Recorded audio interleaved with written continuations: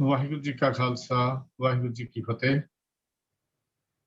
ਪਰਮ ਸਨਮਾਨਯੋਗ ਗੁਰੂ ਸਵਾਰੇ ਗੁਰੂ ਪਿਆਰੇ ਸਤਸੰਗੀ ਜਨੋ, ਆਪ ਸਾਰਿਆਂ ਨੂੰ ਜੀ ਇਸ ਗੁਰਮਤਿ ਕਲਾਸ ਵਿੱਚ ਜੀ ਆਇਆ। ਸਾਹਿਬ ਜੀ ਦੀ ਅਪਾਰ ਬਖਸ਼ਿਸ਼ ਸਦਕਾ ਉਸ ਬਾਬਿਆਂ ਦੀਆਂ ਕਥਾ ਕਹਾਣੀਆਂ ਕਰਨ ਦਾ ਸਮਾਂ ਮਿਲਦਾ ਹੈ।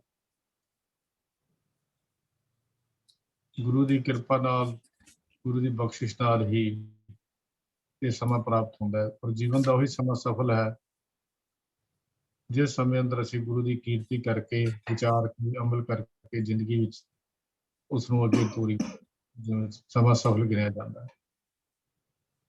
ਅਕਾਲ ਪੁਰਖ ਵਾਹਿਗੁਰੂ ਜੀ ਨੇ ਕਿਰਪਾ ਕੀਤੀ ਹੈ। ਅਸੀਂ ਸਤਿਗੁਰੂ ਜੀ ਗੁਰੂ ਅਮਰਦਾਸ ਮਹਾਰਾਜ ਜੀ ਦੀ ਉਚਾਰਨ ਕੀਤੀ ਹੋਈ ਰੱਬੀ ਬਾਣੀ ਆਨੰਦ ਸਾਹਿਬ ਜੀ ਦੀ ਲੜੀਵਾਰ ਵਿਚਾਰ ਕਰ ਰਹੇ ਹਾਂ। ਸਾਹਿਬ ਜੀ ਦੀ ਇਹ ਬਾਣੀ ਆਮ ਅਸੀਂ ਪੜ੍ਹਦੇ ਹਾਂ। ਬਹੁਤ ਸਾਰੇ ਗੁਰੂ ਪਿਆਰੇ ਨਿਤਨੇਮ ਦੇ ਵਿੱਚ ਵੀ ਇਸ ਦਾ ਪਾਠ ਕਰਦੇ ਹਨ। ਜੋ ਰਹਿਤ ਮਰਿਆਦਾ ਤੋਂ ਇਲਾਵਾ ਵੀ ਜਿਹੜੀ ਬਾਣੀ ਹੈ, ਜਿਸ ਵਿੱਚ ਜਪਜੀ ਸਾਹਿਬ, ਜਾਪ ਸਾਹਿਬ, ਬਹੁਤ ਸਾਰੇ ਗੁਰੂ ਪਿਆਰੇ ਆਨੰਦ ਸਾਹਿਬ ਜੀ ਦਾ ਪਾਠ ਵੀ ਨਾਲ ਕਰਦੇ ਹਨ। ਇਸ ਪਾਠ ਦੇ ਵਿੱਚ, ਇਸ ਬਾਣੀ ਦੇ ਵਿੱਚ ਗੁਰੂ ਪਾਤਸ਼ਾਹ ਜੀ ਨੇ ਜੀਵਨ ਦੇ ਆਨੰਦ ਦੀ ਜੋ ਗੱਲ ਕੀਤੀ ਹੈ ਉਹ ਅਸੀਂ ਵਿਚਾਰਾਂ ਕਰ ਰਹੇ। ਪਹਿਲੀਆਂ 7 ਪੌੜੀਆਂ ਦੇ ਵਿਚਾਰ ਅਸੀਂ ਕਰ ਚੁੱਕੇ ਹਾਂ। 8ਵੀਂ ਪੌੜੀ ਤੋਂ ਅੱਜ ਦੀ ਵਿਚਾਰ ਆਰੰਭ ਹੋ ਰਹੀ ਹੈ। ਇਹ ਸੇਵਾ ਵੀ ਜੀ ਕਰ ਰਹੇ ਹਨ। ਮੈਂ ਉਹਨਾਂ ਨੂੰ ਬੇਨਤੀ ਕਰਦਾ ਹਾਂ ਕਿ ਅੱਜ ਦੀ ਵਿਚਾਰ ਆਰੰਭ ਕਰਨ। ਵੀਰ ਪ੍ਰਭ ਕੀਰਤਨ ਸਿੰਘ ਜੀ। ਵਾਹਿਗੁਰੂ ਜੀ ਕਾ ਖਾਲਸਾ, ਵਾਹਿਗੁਰੂ ਜੀ ਕੀ ਫਤਿਹ। ਇੱਕ ਓੰਕਾਰ ਸਤਿਨਾਮ ਕਰਤਾ ਪੁਰਖ ਨਿਰਭਉ ਨਿਰਵੈਰ ਅਕਾਲ ਮੂਰਤ ਅਜੂਨੀ ਸੈਭੰ ਗੁਰ ਪ੍ਰਸਾਦ। ਵਾਹਿਗੁਰੂ ਜੀ ਕਾ ਖਾਲਸਾ, ਵਾਹਿਗੁਰੂ ਜੀ ਕੀ ਫਤਿਹ। ਗੁਰੂ ਪਿਆਰਿਓ, ਜਿਵੇਂ ਕਿ ਵੀਰ ਜੀ ਨੇ ਆਪ ਜੀ ਨਾਲ ਗੱਲ ਕੀਤੀ ਹੈ ਕਿ ਅਸੀਂ ਹੁਣ ਤੱਕ 7 ਪੌੜੀਆਂ ਦੀ ਵਿਚਾਰ ਕਰ ਚੁੱਕੇ ਹਾਂ। ਹੁਣ ਤੱਕ ਸਤਿਗੁਰੂ ਜੀ ਨੇ ਜੋ ਸਾਨੂੰ ਉਪਦੇਸ਼ ਦਿੱਤਾ ਹੈ ਉਹਦੇ ਬਾਰੇ ਆਪਾਂ ਜਿਹੜੀ ਇਸ ਤੋਂ ਪਹਿਲੀ ਪੌੜੀ ਹੈ ਉਸ ਦੇ ਨਾਲ ਇੱਕ ਵਾਰੀ ਥੋੜਾ ਜਿਹਾ ਆਪਾਂ ਰਿਵੀਜ਼ਨ ਕਰ ਲਈਏ, ਕਿਉਂਕਿ ਤਾਂ ਕਿ ਸਾਡੀ ਲੜੀ ਜੋ ਹੈ, ਕਿਉਂਕਿ ਪਿਛਲੇ ਹਫਤੇ ਕੀਤਾ ਸੀ, ਥੋੜਾ ਜਿਹਾ ਵਿੱਚੋਂ ਗੈਪ ਪੈ ਜਾਂਦਾ ਹੈ। ਸਤਿਗੁਰੂ ਜੀ ਨੇ ਪਿਛਲੀ ਪੌੜੀ ਦੇ ਵਿੱਚ ਜਿਹੜੀ ਕਿ ਇਹਨਾਂ ਪੰਕਤੀਆਂ ਤੋਂ ਸ਼ੁਰੂ ਹੋ ਰਹੀ ਸੀ ਕਿ ਆਨੰਦ ਆਨੰਦ ਸਭ ਕੋ ਕਹੈ, ਆਨੰਦ ਗੁਰ ਤੇ ਜਾਣਿਆ, ਜਾਣਿਆ ਆਨੰਦ ਸਦਾ ਗੁਰ ਤੇ, ਕਿਰਪਾ ਕਰੇ ਪਿਆਰਿਆ, ਕਰ ਕਿਰਪਾ ਕਿਲ ਵਿਖ ਕੱਟੇ, ਗਿਆਨ ਅੰਜਨ ਸਾਰਿਆ, ਅੰਦਰੋਂ ਜਿਨਕਾ ਮੋਹ ਟੁੱਟਾ, ਤਿਨਕਾ ਸ਼ਬਦ ਸੱਚਾ ਸਵਾਰਿਆ, ਕਹੈ ਨਾਨਕ ਇਹ ਆਨੰਦ ਹੈ, ਆਨੰਦ ਗੁਰ ਤੇ ਜਾਣਿਆ। ਤੋ ਸਤਿਗੁਰੂ ਜੀ ਨੇ ਪਿਛਲੀ ਪੌੜੀ ਦੇ ਵਿੱਚ ਜੋ ਸਾਨੂੰ ਸਿੱਖਿਆ ਦਿੱਤੀ ਸੀ ਕਿ ਆਨੰਦ ਦੀ ਪ੍ਰਾਪਤੀ ਸਾਡੇ ਆਪਣੇ ਨਿੱਜੀ ਯਤਨਾਂ ਨਾਲ, ਆਪਣੇ ਮਨ, ਆਪਣੀ ਮਤ ਦੇ ਉੱਤੇ ਆਧਾਰਿਤ ਯਤਨਾਂ ਦੇ ਨਾਲ ਉਹ ਪ੍ਰਾਪਤ ਅਸੀਂ ਨਹੀਂ ਕਰ ਸਕਦੇ, ਕਿਉਂਕਿ ਅਕਾਲ ਪੁਰਖ ਨਾਲ ਜੁੜਨ ਦਾ ਨਾਮ ਹੀ ਆਨੰਦ ਹੈ। ਅਕਾਲ ਪੁਰਖ ਦੇ ਨਾਲ ਮਿਲਾਪ ਪ੍ਰਾਪਤ ਕਰਨ ਦਾ ਨਾਮ ਹੀ ਆਨੰਦ ਹੈ। ਤੇ ਇਹ ਜੋ ਕੰਮ ਹੈ ਇਹਦੇ ਲਈ ਸਾਨੂੰ ਗੁਰੂ ਦੀ ਸ਼ਰਨ ਦੇ ਵਿੱਚ ਜਾਣਾ ਜ਼ਰੂਰੀ ਹੈ।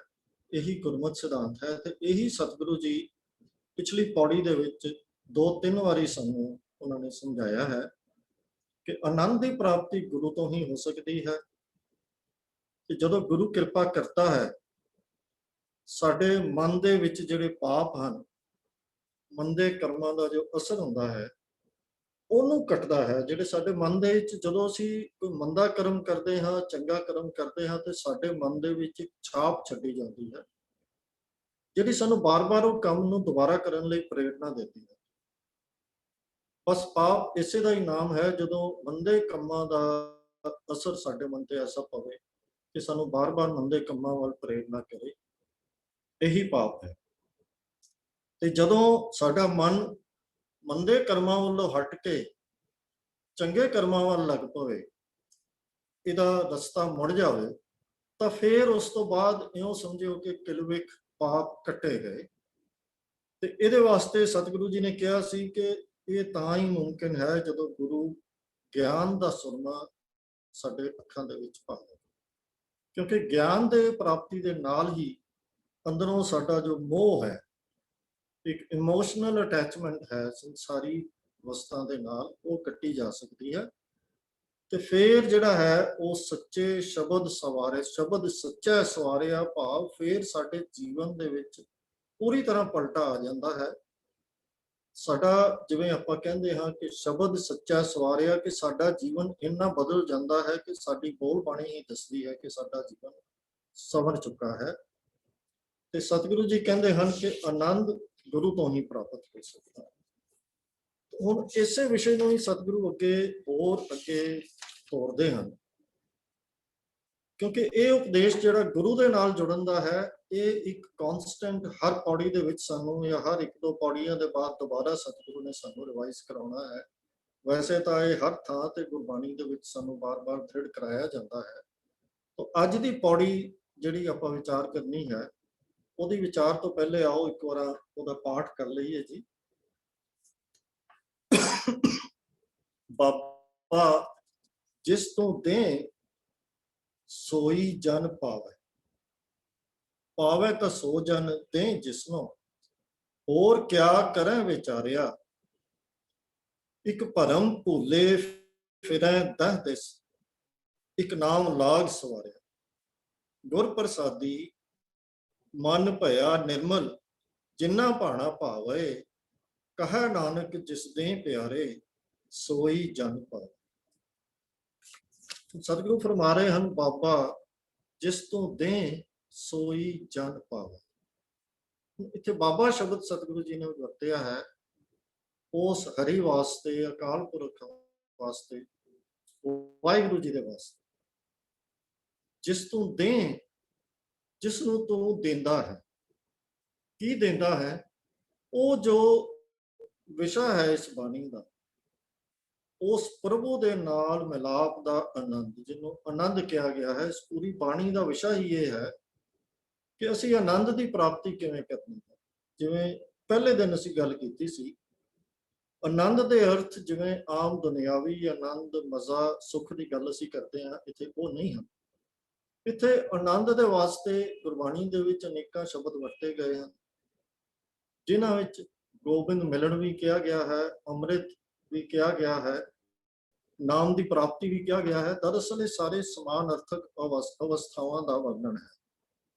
ਇਹ ਇੱਕੋ ਹੀ ਅਵਸਥਾ ਦਾ ਵੱਖੋ ਵੱਖਰੇ ਢੰਗ ਦੇ ਨਾਲ ਵਰਣਨ ਹੈ, ਕਿਉਂਕਿ ਆਨੰਦ ਪ੍ਰਭੂ ਮਿਲਾਪ ਦੀ, ਪ੍ਰਭੂ ਨਾਲ ਇੱਕਮਿਕ ਹੋਣ ਦੀ, ਪ੍ਰਭੂ ਨਾਲ ਇੱਕ ਸੁਰ ਹੋਣ ਦੀ ਜੋ ਅਵਸਥਾ ਹੈ, ਉਹਦਾ ਹੀ ਲੱਛਣ ਹੈ।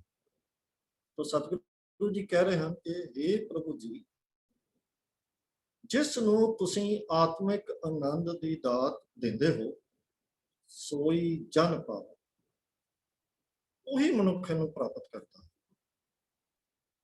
ਭਾਵ ਇਹ ਸਾਡੇ ਆਪਣੇ ਪ੍ਰਾਪਤ ਕਰਨ ਵਾਲੀ ਵਸਤੂ ਨਹੀਂ ਹੈ। ਇਹ ਸਾਨੂੰ ਉਦੋਂ ਹੀ ਪ੍ਰਾਪਤ ਹੁੰਦੀ ਹੈ ਜਦੋਂ ਬਾਬਾ ਜਿਸ ਤੋਂ ਦੇ, ਇਹ ਵਾਹਿਗੁਰੂ ਜੀ, ਜਦੋਂ ਤੁਸੀਂ ਆਪ ਕਿਰਪਾ ਕਰਕੇ ਆਤਮਿਕ ਆਨੰਦ ਦੀ ਦਾਤ ਬਖਸ਼ ਦਿਓ, ਇਹ ਤਾਂ ਹੀ ਪ੍ਰਾਪਤ ਹੁੰਦੀ ਹੈ। ਮਿਲਦੀ ਕਿਸ ਨੂੰ ਹੈ? ਜਿਸ ਦੇ ਉੱਤੇ ਤੂੰ ਕਿਰਪਾ ਕਰ। ਅਗਲੀ ਪੰਕਤੀ ਚ ਵੀ ਸਤਿਗੁਰੂ ਜੀ ਕਹਿ ਰਹੇ ਹਨ, ਪਾਵੈ ਤਾਂ ਸੋ ਜਨ ਦੇ ਜਿਸਨੋਂ, ਹੋਰ ਕਿਆ ਕਰੇ ਵਿਚਾਰੇ। ਪਾਵੈ ਤਾਂ ਸੋ ਜਨ ਦੇ ਜਿਸਨੋਂ। ਉਹਨੇ ਸਤਿਗੁਰੂ ਜੀ ਉੱਪਰ ਵਾਲੀ ਪੰਕਤੀ ਵਿੱਚ ਜੋ ਗੱਲ ਕਹੀ ਹੈ, ਉਹਨੂੰ ਥੋੜਾ ਜਿਹਾ ਲਫ਼ਜ਼ ਫਰਕ ਹਨ, ਪਰ ਉਹੀ ਗੱਲ ਦੁਬਾਰਾ ਸਾਨੂੰ ਦ੍ਰਿੜ ਕਰਾ ਰਹੇ ਕਿ ਇਹ ਉਸੇ ਜਨ ਨੂੰ ਹੀ, ਉਸੇ ਮਨੁੱਖ ਨੂੰ ਹੀ ਮਿਲਦੀ ਹੈ ਜਿਸ ਨੂੰ ਤੂੰ ਆਪ ਦੇ ਦੇ।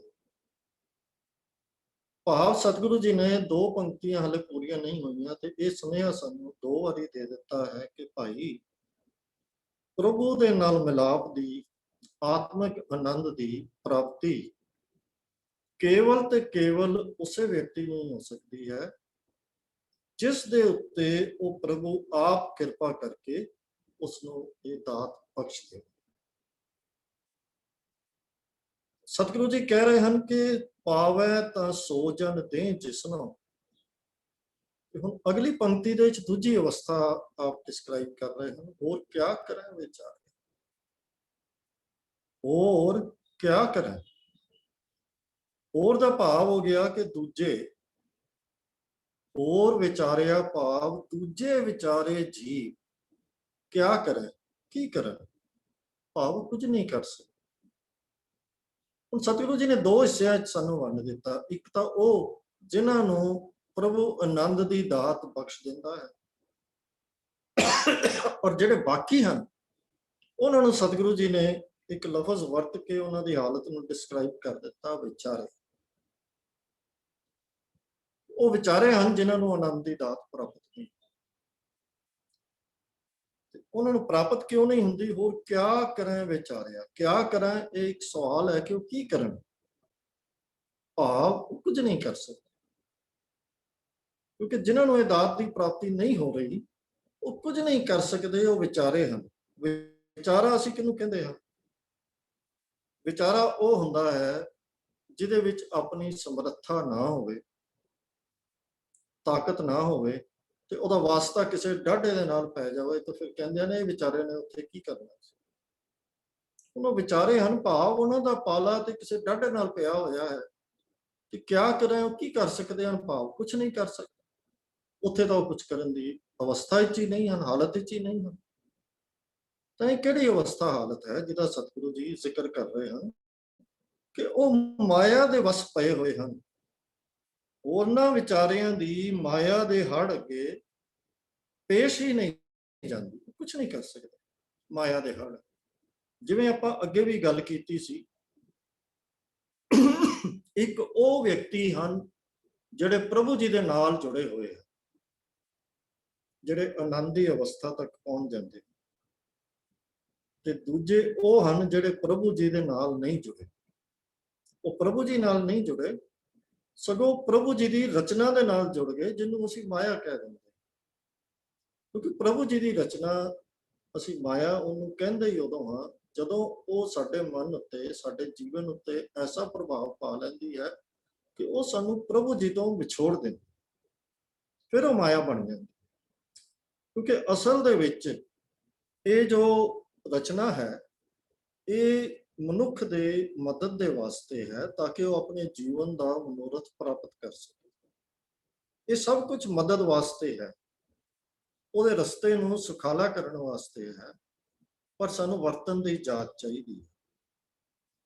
ਇਹ ਸਾਡੀ ਸਹਾਇਤਾ ਕਰਨ ਲਈ ਬਣੀ ਸੀ, ਸਾਡੀ ਸਹੂਲਤ ਦੇਣ ਵਾਸਤੇ ਬਣੀ ਸੀ, ਸਾਡੀ ਸੇਵਾਦਾਰ ਸੀ। ਪਰ ਹੋਇਆ ਇਹ ਕਿ ਅਸੀਂ ਇਹਦੇ ਨਾਲ ਪਿਆਰ ਇੰਨਾ ਪਾ ਲਿਆ ਕਿ ਸਾਨੂੰ ਆਪਣੀ ਮੰਜ਼ਿਲ ਭੁੱਲ। ਜੇ ਮਨੁੱਖ ਸਫ਼ਰ ਕਰਦਾ ਹੋਵੇ ਕਿਸੇ ਬੱਸ, ਕਾਰ, ਗੱਡੀ ਜਾਂ ਹਵਾਈ ਜਹਾਜ਼ ਵਿੱਚ ਬੈਠੇ, ਉੱਥੇ ਜਾ ਕੇ ਉਹਨੂੰ ਆਪਣੀ ਸੀਟ ਤੇ ਆਪਣਾ ਆਲਾ ਦੁਆਲਾ ਇੰਨਾ ਪਸੰਦ ਆਵੇ, ਉਹ ਕਵੇ ਕਿ ਬਸ ਮੈਂ ਤਾਂ ਇੱਥੇ ਹੀ ਰਹਿਣਾ, ਮੈਂ ਅੱਗੇ ਤੁਰਨਾ ਹੀ ਨਹੀਂ, ਮੰਜ਼ਿਲ ਤੇ ਪਹੁੰਚ ਕੇ ਵੀ ਉੱਥੋਂ ਨਾ ਉਤਰੇ, ਤਾਂ ਅਸੀਂ ਉਹਨੂੰ ਕੀ ਕਵਾਂਗੇ? ਉਹ ਜਦੋਂ ਮਨੁੱਖ ਮਾਇਆ ਦੇ ਵਿੱਚ ਖਲਜਗਨ ਹੋ ਜਾਂਦਾ ਹੈ, ਖਚਤ ਹੋ ਜਾਂਦਾ ਹੈ, ਉਹਦੇ ਵਿੱਚ ਮਗਨ ਹੋ ਜਾਂਦਾ ਹੈ, ਤਾਂ ਫਿਰ ਉਹਦੀ ਅਵਸਥਾ ਉਹ ਵਿਚਾਰਿਆਂ ਵਾਲੀ ਹੋ ਜਾਂਦੀ ਹੈ। ਕਿਉਂਕਿ ਉਹਨੂੰ ਆਪਣੀ ਮੰਜ਼ਿਲ ਦੀ ਸੋਝੀ ਖਤਮ ਹੋ ਗਈ, ਮੰਜ਼ਿਲ ਦੀ ਪ੍ਰਾਪਤੀ ਦਾ ਜੋ ਯਤਨ ਹੈ ਉਹਨੇ ਉਹ ਕਰਨਾ ਬੰਦ ਕਰ ਦਿੱਤਾ।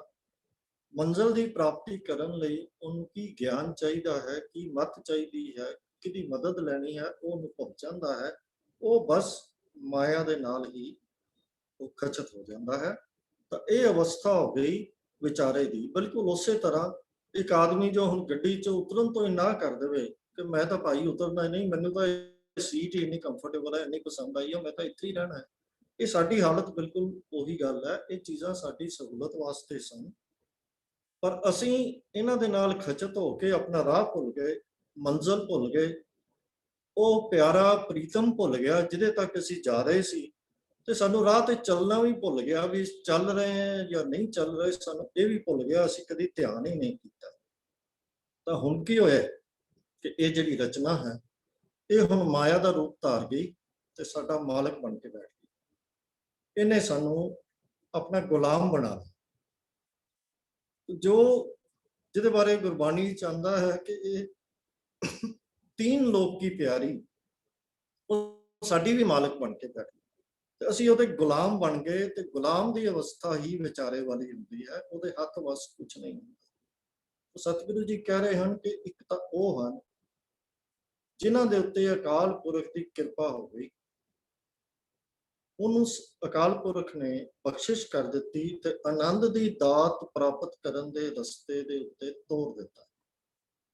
ਤੇ ਇੱਕ ਉਹ ਹਨ ਜਿਹੜੇ ਉਸ ਰਸਤੇ ਤੇ ਤੁਰਨ ਤੋਂ ਖੁੰਝ ਗਏ, ਮਾਇਆ ਦੇ ਵਿੱਚ ਗਲਤਾਨ ਹੋ ਗਏ, ਮਾਇਆ ਵਿੱਚ ਗਲਤਾਨ ਹੋ ਕੇ ਗੁਲਾਮੀ ਨਾਲ ਜੀਵਨ ਜੀਣ ਲੱਗ ਪਏ। ਹੋਰ ਕਿਆ ਕਰਾਂ ਵਿਚਾਰਿਆ, ਉਹਨਾਂ ਵਿਚਾਰਿਆਂ ਦੇ ਹੱਥ ਵੱਸ ਹੁਣ ਕੁਛ ਨਹੀਂ ਰਿਹਾ। ਉਹ ਕਰਨ ਵੀ ਤੇ ਕੀ ਕਰਨ, ਕਿਉਂਕਿ ਹੁਣ ਨਾ ਤਾਂ ਉਹਨਾਂ ਵਿੱਚ ਤਾਕਤ ਹੈ, ਨਾ ਉਹਨਾਂ ਵਿੱਚ ਸਮਰੱਥਾ ਹੈ। ਉਹ ਤਾਂ ਵਿਚਾਰੇ ਗੁਲਾਮ ਬਣ ਕੇ ਰਹਿ ਗਏ। ਅੱਗੇ ਸਤਿਗੁਰੂ ਹੋਰ ਇਸ ਗੱਲ ਨੂੰ ਖੋਲਦੇ ਹਨ। ਇੱਕ ਭਰਮ ਭੂਲੇ ਫਿਰੈ ਦਹਿ। ਅਜਿਹੇ ਵਿਚਾਰਿਆਂ ਦੀ ਅਵਸਥਾ ਕੀ ਹੈ? ਉਹ ਭਰਮ ਦੇ ਵਿੱਚ ਭੁੱਲੇ ਹੋਏ ਹਨ। ਭਰਮ ਦਾ ਅਰਥ ਇੱਥੇ ਭਟਕਣਾ। ਇੱਕ ਦਾ ਅਰਥ ਹੈ ਕਿ ਕਈ ਜੀਵ, ਅਜਿਹੇ ਵਿਚਾਰੇ ਜੀਵ ਮਾਇਆ ਦੀ ਭਟਕਣਾ ਵਿੱਚ ਭੁੱਲੇ ਫਿਰ ਰਹੇ, ਭੁੱਲ ਗਏ ਆਪਣੇ ਜੀਵਨ ਦੇ ਮਨੋਰਥ ਨੂੰ। ਫਿਰ ਦਸਾਂ ਦਿਸ਼ਾਵਾਂ ਦੇ ਵਿੱਚ ਉਹ ਭਟਕ ਰਹੇ ਹਨ, ਫਿਰ ਰਹੇ ਹਨ। ਕਦੀ ਇੱਧਰ ਜਾਂਦੇ ਹਨ, ਕਦੀ ਉੱਧਰ ਜਾਂਦੇ ਹਨ। 10 ਦਿਸ਼ਾਵਾਂ ਮੰਨੀਆਂ ਗਈਆਂ ਹਨ। 4 ਦਿਸ਼ਾਵਾਂ ਤੋਂ ਤਾਂ ਅਸੀਂ ਸਾਰੇ ਵਾਕਿਫ ਹਾਂ। ਇੱਕ ਉਹਨਾਂ ਦਿਸ਼ਾਵਾਂ ਦੇ ਵਿਚਕਾਰ ਜਿਹੜੀ, 2 ਦਿਸ਼ਾਵਾਂ ਦੇ ਵਿਚਕਾਰ ਜਿਹੜੀ ਦਿਸ਼ਾ ਹੁੰਦੀ ਹੈ, ਜਿਵੇਂ ਪੂਰਬ ਤੇ ਦੱਖਣ ਦੇ ਵਿੱਚ, ਈਸਟ ਤੇ ਸਾਊਥ ਦੇ ਵਿੱਚ ਅਸੀਂ ਸਾਊਥ ਈਸਟ ਕਹਿ ਦਿੰਦੇ ਹਾਂ। ਇਸ ਤਰ੍ਹਾਂ ਦੀਆਂ 4 ਦੂਜੀਆਂ ਦਿਸ਼ਾਵਾਂ ਮਿਲਾ ਕੇ 8 ਦਿਸ਼ਾਵਾਂ ਹੋ ਗਈਆਂ। ਤੇ ਜਿਹੜਾ 3 ਡਾਇਮੈਂਸ਼ਨਲ ਗੱਲ ਹੈ ਕਿ ਉੱਪਰ ਤੇ ਨੀਚੇ ਵਾਲੀ ਜਿਹੜੀ ਡਾਇਮੈਂਸ਼ਨ ਹੈ, 2 ਦਿਸ਼ਾਵਾਂ, ਉਹਨੂੰ ਮੰਨਿਆ ਗਿਆ ਸੀ। ਤਾਂ ਕੁੱਲ ਦਿਸ਼ਾਵਾਂ 10 ਮੰਨ ਲਈਆਂ। ਕਿ ਭਾਵ ਅਜਿਹਾ ਮਾਇਆ ਦੀ ਭਟਕਣਾ ਦੇ ਵਿੱਚ ਲੱਗਾ ਹੋਇਆ ਮਨੁੱਖ 10 ਦਿਸ਼ਾਵਾਂ ਦੇ ਵਿੱਚ 10 ਪਾਸੇ ਉਹ ਭਟਕਦਾ ਫਿਰ ਰਿਹਾ, ਫਿਰਦਾ ਹੈ ਦਹ ਦਿਸ। ਇਹ ਅਵਸਥਾ ਕਿਹਨਾਂ ਦੀ ਹੈ? ਉਹ ਜਿਨ੍ਹਾਂ ਦੇ ਬਾਰੇ ਸਤਿਗੁਰੂ ਜੀ ਨੇ ਕਿਹਾ ਹੈ, ਹੋਰ ਕਿਆ ਕਰਾਂ ਵਿਚਾਰ। ਤੇ ਜਿਨ੍ਹਾਂ ਦੀ ਗੱਲ ਪਹਿਲਾਂ ਕੀਤੀ ਸੀ, ਪਾਵੈ ਤਾਂ ਸੋ ਜਨ ਦੇਹ ਜਿਸਨੂੰ, ਉਹ ਪਾਉਂਦੇ ਹਨ ਜਿਨ੍ਹਾਂ ਨੂੰ ਉਹ ਕਿਰਪਾ ਕਰਕੇ ਆਪ ਦਿੰਦਾ ਹੈ, ਆਨੰਦ ਦੀ ਦਾਤ ਦਿੰਦਾ ਹੈ। ਉਹਨਾਂ ਦਾ ਜੀਵਨ, ਸਤਿਗੁਰੂ ਕਹਿ ਰਹੇ ਹਨ, ਇੱਕ ਨਾਮ ਲਾਗ ਸਵਾਰਿਆ। ਉਹਨਾਂ ਬਾਰੇ ਇਹ ਪੰਕਤੀ ਦਾ ਹਿੱਸਾ ਹੈ ਕਿ ਕੁਝ ਜੀਵ ਅਜਿਹੇ ਹਨ, ਕਈ ਭਾਗਾਂ ਵਾਲੇ ਅਜਿਹੇ ਹਨ, ਜਿਨ੍ਹਾਂ ਨੂੰ हे ਪ੍ਰਭੂ ਤੂੰ ਆਪਣੇ ਨਾਮ ਵਿੱਚ ਜੋੜ ਕੇ, ਨਾਮ ਲਾਗ ਭਾਵ ਨਾਮ ਨਾਲ ਜੋੜ ਕੇ ਉਹਨਾਂ ਦਾ ਜੀਵਨ ਸਵਾਰ ਦਿੰਦਾ ਹੈ, ਉਹਨਾਂ ਦਾ ਜਨਮ ਸਵਾਰ ਦਿੰਦਾ ਹੈ। ਤੋ ਇਹ ਜਨਮ ਸਵਾਰਨ ਦੀ ਗੱਲ ਕਿਹਦੇ ਵਾਸਤੇ ਸਤਿਗੁਰੂ ਜੀ ਨੇ ਕਿਹਾ? ਜਿਹਨੂੰ ਨਾਮ ਦੀ ਪ੍ਰਾਪਤੀ। ਨਾਮ ਦਾ ਅਰਥ, ਨਾਮ ਤੇ ਪ੍ਰਭੂ, ਇਹ ਸਮਾਨ ਅਰਥਕ ਹੀ ਅਸੀਂ ਲੈ ਸਕਦੇ ਹਾਂ, ਕਿਉਂਕਿ ਨਾਮ ਤੇ ਨਾਮੀ ਦੇ ਵਿੱਚ ਫਰਕ ਕਰਨਾ ਔਖਾ ਹੈ। ਨਾਮ ਦੇ ਰਾਹੀਂ ਅਸੀਂ ਨਾਮੀ ਦੇ ਨਾਲ, ਪ੍ਰਭੂ ਦੇ ਨਾਲ ਹੀ ਜੁੜਨਾ ਹੈ। ਇਹਨਾਂ ਦਾ ਇੰਨਾ ਨੇੜੇ ਦਾ ਰਿਸ਼ਤਾ ਹੈ ਕਿ ਇਹ ਉਹ ਪ੍ਰਭੂ ਨੂੰ ਕਿਹਾ ਕਿ ਤੁਸੀਂ ਆਪਣੇ ਆਪ ਦੇ ਨਾਲ ਉਹਨਾਂ ਨੂੰ ਜੋੜ ਕੇ ਉਹਨਾਂ ਦੇ ਜੀਵਨ ਨੂੰ ਤੁਸੀਂ ਸਵਾਰ ਦਿੱਤੇ। ਪਰ ਇਹ ਅਵਸਥਾ ਆਏ ਕਿਵੇਂ? ਜਿਹਦੇ ਬਾਰੇ ਪਹਿਲਾਂ ਸਤਿਗੁਰੂ ਜੀ ਨੇ ਕਿਹਾ ਹੈ ਕਿ ਪਾਵੈ ਤਾਂ ਸੋ ਜਨ ਦੇਹ ਜਿਸਨੂੰ। ਤੇ ਦੂਜੀ ਗੱਲ ਉਹਨਾਂ ਨੇ ਕਹੀ, ਇੱਕ ਨਾਮ ਲਾਗ ਸਵਾਰਿਆ। ਅਗਲੀ ਪੰਕਤੀ ਵਿੱਚ ਸਤਿਗੁਰੂ ਸਮਝਾਉਂਦੇ ਹਨ, ਗੁਰ ਪ੍ਰਸਾਦੀ ਮਨ ਭਇਆ ਨਿਰਮਲ ਜਿੰਨਾ ਭਾਣਾ ਪਾ। ਗੁਰ ਪ੍ਰਸਾਦੀ ਮਨ ਭਇਆ ਨਿਰਮਲ। ਗੁਰ ਪ੍ਰਸਾਦੀ ਦਾ ਅਰਥ ਹੈ ਗੁਰੂ ਦੀ ਕਿਰਪਾ ਦੇ ਨਾਲ ਉਹਨਾਂ ਦਾ ਮਨ ਨਿਰਮਲ ਹੋ ਗਿਆ। ਹੁਣ ਅਕਾਲ ਪੁਰਖ ਨੇ ਦਾਤ ਦੇਣੀ ਹੈ, ਜਿਸ ਤੋਂ ਦੇ ਸੋਈ ਜਨ ਪਾਵੈ। ਉਹ ਦੇਣੀ ਕਿਸ ਤਰ੍ਹਾਂ ਹੈ? ਉਹ ਦੇਣੀ ਹੈ ਗੁਰ ਪ੍ਰਸਾਦ ਦੇ ਰਾਹੀਂ। ਗੁਰੂ ਦੀ ਸ਼ਰਨ ਪਾ ਕੇ, ਗੁਰੂ ਨਾਲ ਮਿਲਾਪ ਕਰਵਾ ਕੇ, ਗੁਰੂ ਦੀ ਸ਼ਰਨ ਪਾ ਕੇ, ਗੁਰੂ ਦੀ ਸਿੱਖਿਆ ਤੇ ਚਲਵਾ ਕੇ, ਗੁਰੂ ਦੀ ਸਿੱਖਿਆ ਤੇ ਚੱਲਣ ਦਾ ਬਲ ਬਖਸ਼ ਕੇ, ਤੇ ਫਿਰ ਮਨ ਭਇਆ ਨਿਰਮਲ। ਨਿਰਮਲ ਭਾਵ ਮੈਲ ਤੋਂ ਰਹਿਤ। ਤਾਂ ਉਹ ਉਹਨਾਂ ਦਾ ਮਨ ਪਵਿੱਤਰ ਹੋ ਜਾਂਦਾ ਹੈ। ਨਿਰਮਲ ਮੀਨਸ ਪਵਿੱਤਰ, ਜਿੱਥੇ ਮੈਲ ਨਾ ਹੋਵੇ, ਬਿਨਾਂ ਮੈਲ ਦੇ। ਸਤਿਗੁਰੂ ਕਹਿੰਦੇ ਹਨ ਕਿ ਗੁਰ ਪ੍ਰਸਾਦੀ ਮਨ ਭਇਆ ਨਿਰਮਲ, ਜਿੰਨਾ ਭਾਣਾ ਭਾਵ। ਭਾਵ ਜਿਨ੍ਹਾਂ ਨੂੰ ਗੁਰੂ ਦਾ ਭਾਣਾ ਹੀ ਚੰਗਾ ਲੱਗਣ ਲੱਗ, ਗੁਰੂ ਦੀ ਸ਼ਰਨ ਦੇ ਵਿੱਚ ਪੈ ਕੇ ਮਨ ਨਿਰਮਲ ਕਿਵੇਂ ਹੋਵੇਗਾ? ਜਦੋਂ ਅਸੀਂ ਗੁਰੂ ਦੀ ਸਿੱਖਿਆ ਦੇ ਉੱਤੇ ਚੱਲਦੇ। ਫਿਰ ਉਹਨਾਂ ਨੂੰ ਕਹੇ ਨਾਨਕ, ਜਿਸ ਦੇ ਪਿਆਰੇ ਸੋਈ ਜਨ ਪਾਵੇ। ਫਿਰ ਜਿਹੜੇ ਅਜਿਹੇ ਜਨ ਹਨ, ਉਹਨਾਂ ਨੂੰ ਅਕਾਲ ਪੁਰਖ ਵੱਲੋਂ ਆਨੰਦ ਦੀ ਦਾਤ ਬਖਸ਼ੀ ਜਾਂਦੀ। ਹੁਣ ਸਤਿਗੁਰੂ ਜੀ ਇੱਥੇ ਸਾਨੂੰ ਇਸ ਪੌੜੀ ਦੇ ਵਿੱਚ ਕੀ ਸਮਝਾ ਰਹੇ ਹਨ ਕਿ ਇੱਕ ਪਾਸੇ ਉਹ ਹਨ ਜਿਹੜੇ ਮਾਇਆ ਦੇ ਵਿੱਚ ਲੱਗੇ ਹਨ, ਤੇ ਦੂਜੇ ਪਾਸੇ ਉਹ ਹਨ ਜਿਨ੍ਹਾਂ ਦੇ ਉੱਤੇ ਪ੍ਰਭੂ ਤੁੱਠ ਪੈਂਦਾ ਹੈ, ਗੁਰੂ ਦੇ ਲੜ ਲਾ ਦਿੰਦਾ ਹੈ, ਗੁਰੂ ਦੀ ਸਿੱਖਿਆ ਦੇ ਨਾਲ ਜੋੜ ਦਿੰਦਾ ਹੈ। ਤੇ ਗੁਰੂ ਦੀ ਸਿੱਖਿਆ ਦੇ ਉੱਤੇ ਚੱਲਣ ਕਰਕੇ ਉਹ ਗੁਰੂ ਦੀ ਕਿਰਪਾ, ਗੁਰੂ ਦੀ ਉਹਦੀ ਰਜ਼ਾ ਵਿੱਚ ਚੱਲਣ ਕਰਕੇ ਗੁਰੂ ਦੀ ਕਿਰਪਾ ਦੇ ਕਾਬਿਲ ਬਣ ਜਾਂਦੇ ਹਨ। ਤੇ ਫਿਰ ਅਜਿਹੇ ਮਨੁੱਖ ਜਿਹੜੇ ਹਨ, ਉਹ ਗੁਰੂ ਦੇ ਭਾਣੇ ਦੇ ਉੱਤੇ ਚਲਦੇ ਚਲਦੇ ਪ੍ਰਭੂ ਦੀ ਉਹ ਦਾਤ, ਜਿਸ ਤੋਂ ਦੇ ਸੋਈ ਜਨ ਪਾਵੈ, ਉਹਦੀ ਬਖਸ਼ਿਸ਼ ਦੇ ਕਾਬਿਲ ਹੋ। तो ये जो बार बार ਅਸੀਂ ਕਹਿ ਰਹੇ ਹਾਂ ਕਿ ਜਿਸ ਤੋਂ ਦੇ ਸੋਈ ਜਨ ਪਾਵੈ, ਇਹ ਅਕਾਲ ਪੁਰਖ ਕੋਈ ਰੈਂਡਮਲੀ ਨਹੀਂ ਬਖਸ਼ਿਸ਼ ਕਰਦਾ ਜਾਂ ਕੋਈ ਲੋਟਰੀ ਕੱਢ ਕੇ ਨਹੀਂ ਕਰਦਾ। ਇਹ ਸਾਡੇ ਜੋ ਜੀਵਨ ਹੈ, ਸਾਡਾ ਕਰਮ ਹੈ, ਜੋ ਅਸੀਂ ਆਪਣੇ ਜੀਵਨ ਦੇ ਵਿੱਚ ਕਮਾਈ ਕਰ ਰਹੇ ਹਾਂ, ਕਮਾ ਰਹੇ ਹਾਂ ਆਪਣੇ ਪ੍ਰੈਕਟੀਕਲ ਜੀਵਨ ਦੇ ਵਿੱਚ, ਉਹ ਜਦੋਂ ਉਹਨੇ ਦੇਣੀ ਹੈ ਤੇ ਉਹਨੇ ਇਸ ਤਰ੍ਹਾਂ ਨਹੀਂ ਹੈ ਕਿ ਉਹ ਪਾਰਸ਼ਲ ਹੋ ਕੇ ਕਿਸੇ ਨੂੰ ਬਹੁਤਾ ਪਿਆਰ ਕਰਦਾ ਹੈ, ਕਿਸੇ ਨੂੰ ਘੱਟ ਪਿਆਰ ਕਰਦਾ ਹੈ, ਉੱਚੀ ਜਾਤ ਵਾਲਿਆਂ ਨੂੰ ਜ਼ਿਆਦਾ ਕਰਦਾ ਹੈ, ਗੋਰਿਆਂ ਨੂੰ ਜ਼ਿਆਦਾ ਕਰਦਾ ਹੈ, ਕਾਲਿਆਂ ਨੂੰ ਘੱਟ ਕਰਦਾ ਹੈ, ਜਾਂ ਕਿਸੇ ਵੀ ਇਸ ਕਿਸਮ ਦੀ ਕੋਈ ਗੱਲ ਦਾ ਕੋਈ ਅਸਰ ਨਹੀਂ ਹੈ ਅਕਾਲ ਪੁਰਖ। ਅਕਾਲ ਪੁਰਖ ਦੀ ਨਜ਼ਰ ਦੇ ਵਿੱਚ ਤਾਂ ਕੇਵਲ ਇੱਕੋ ਹੀ ਚੀਜ਼ ਕਾਊਂਟ ਕਰਦੀ ਹੈ, ਉਹ ਹੈ ਕਿ ਅਸੀਂ ਕਰਮ ਕੈਸੇ ਕਰ ਰਹੇ ਹਾਂ, ਆਪਣੇ ਜੀਵਨ ਨੂੰ ਸਵਾਰ ਰਹੇ ਹਾਂ, ਆਪਣੇ ਜੀਵਨ ਨੂੰ ਉਸ ਪ੍ਰਭੂ ਦੇ ਨਾਲ ਜੋੜਨ ਦਾ ਕਿੰਨਾ ਕੁ ਯਤਨ ਕਰ ਰਹੇ ਹਾਂ, ਅਸੀਂ ਉਸ ਪ੍ਰਭੂ ਦੀ ਕਿਰਪਾ ਦੇ ਕਿੰਨੇ ਕੁ ਪਾਤਰ ਬਣਨ ਦੀ ਕੋਸ਼ਿਸ਼ ਕਰ ਰਹੇ ਹਾਂ, ਆਪਣੇ ਜੀਵਨ ਨੂੰ ਕਿੰਨਾ ਕੁ ਸੁਧਾਰ ਰਹੇ ਹਾਂ। ਇਹੀ ਚੀਜ਼ ਦੇ ਉੱਤੇ ਇਹ ਨਿਰਭਰ ਕਰਦਾ ਹੈ ਕਿ ਬਾਬਾ ਜਿਸ ਤੋਂ ਦੇ ਸੋਈ ਜਨ ਪਾਵੇ। ਤੇ ਫਿਰ ਆ ਗਿਆ ਜਿੰਨਾ ਭਾਣਾ ਭਾਵੇ। ਜਦੋਂ ਮਨੁੱਖ ਗੁਰੂ ਦੇ ਭਾਣੇ ਵਿੱਚ ਤੁਰਨ ਲੱਗ, ਗੁਰੂ ਦੇ ਦੱਸੇ ਦੀ ਕਮਾਈ ਕਰਨ ਲੱਗ ਜਾਵੇ, ਜਿਹੜੀ ਗੱਲ ਗੁਰੂ ਨੂੰ ਚੰਗੀ ਲੱਗਦੀ ਹੈ ਉਹ ਕਮਾਉਣ ਲੱਗ ਪਵੇ, ਤਾਂ ਫਿਰ ਉਹਦੇ ਉੱਤੇ ਗੁਰ ਪ੍ਰਸਾਦੀ ਮਨ ਭਇਆ ਨਿਰਮਲ। ਫਿਰ ਗੁਰੂ ਦੀ ਕਿਰਪਾ ਵੀ ਉਹਦੇ ਉੱਤੇ ਹੋਣੀ ਹੈ, ਜਿਹਨੇ ਗੁਰੂ ਦੇ ਦੱਸੇ ਦੀ ਸਿੱਖਿਆ ਦੇ ਉੱਤੇ ਅਮਲ ਕਰਕੇ ਆਪਣੇ ਜੀਵਨ ਨੂੰ। ਫਿਰ ਉਹਦੇ ਵਿੱਚ ਹੋਣਾ ਕੀ ਹੈ? ਫਿਰ ਜੀਵਨ ਸਵਰੇਗਾ, ਫਿਰ ਇੱਕ ਨਾਮ ਲਾਗ ਸਵਾਰਿਆ। ਗੁਰਬਾਣੀ ਦੇ ਵਿੱਚ ਹੋਰ ਥਾਵਾਂ ਤੇ ਵੀ ਬਾਰ-ਬਾਰ ਸਤਿਗੁਰੂ ਜੀ ਨੇ ਇਸ ਗੱਲ ਨੂੰ ਸਾਨੂੰ ਦ੍ਰਿੜ ਕਰਾਇਆ ਹੈ।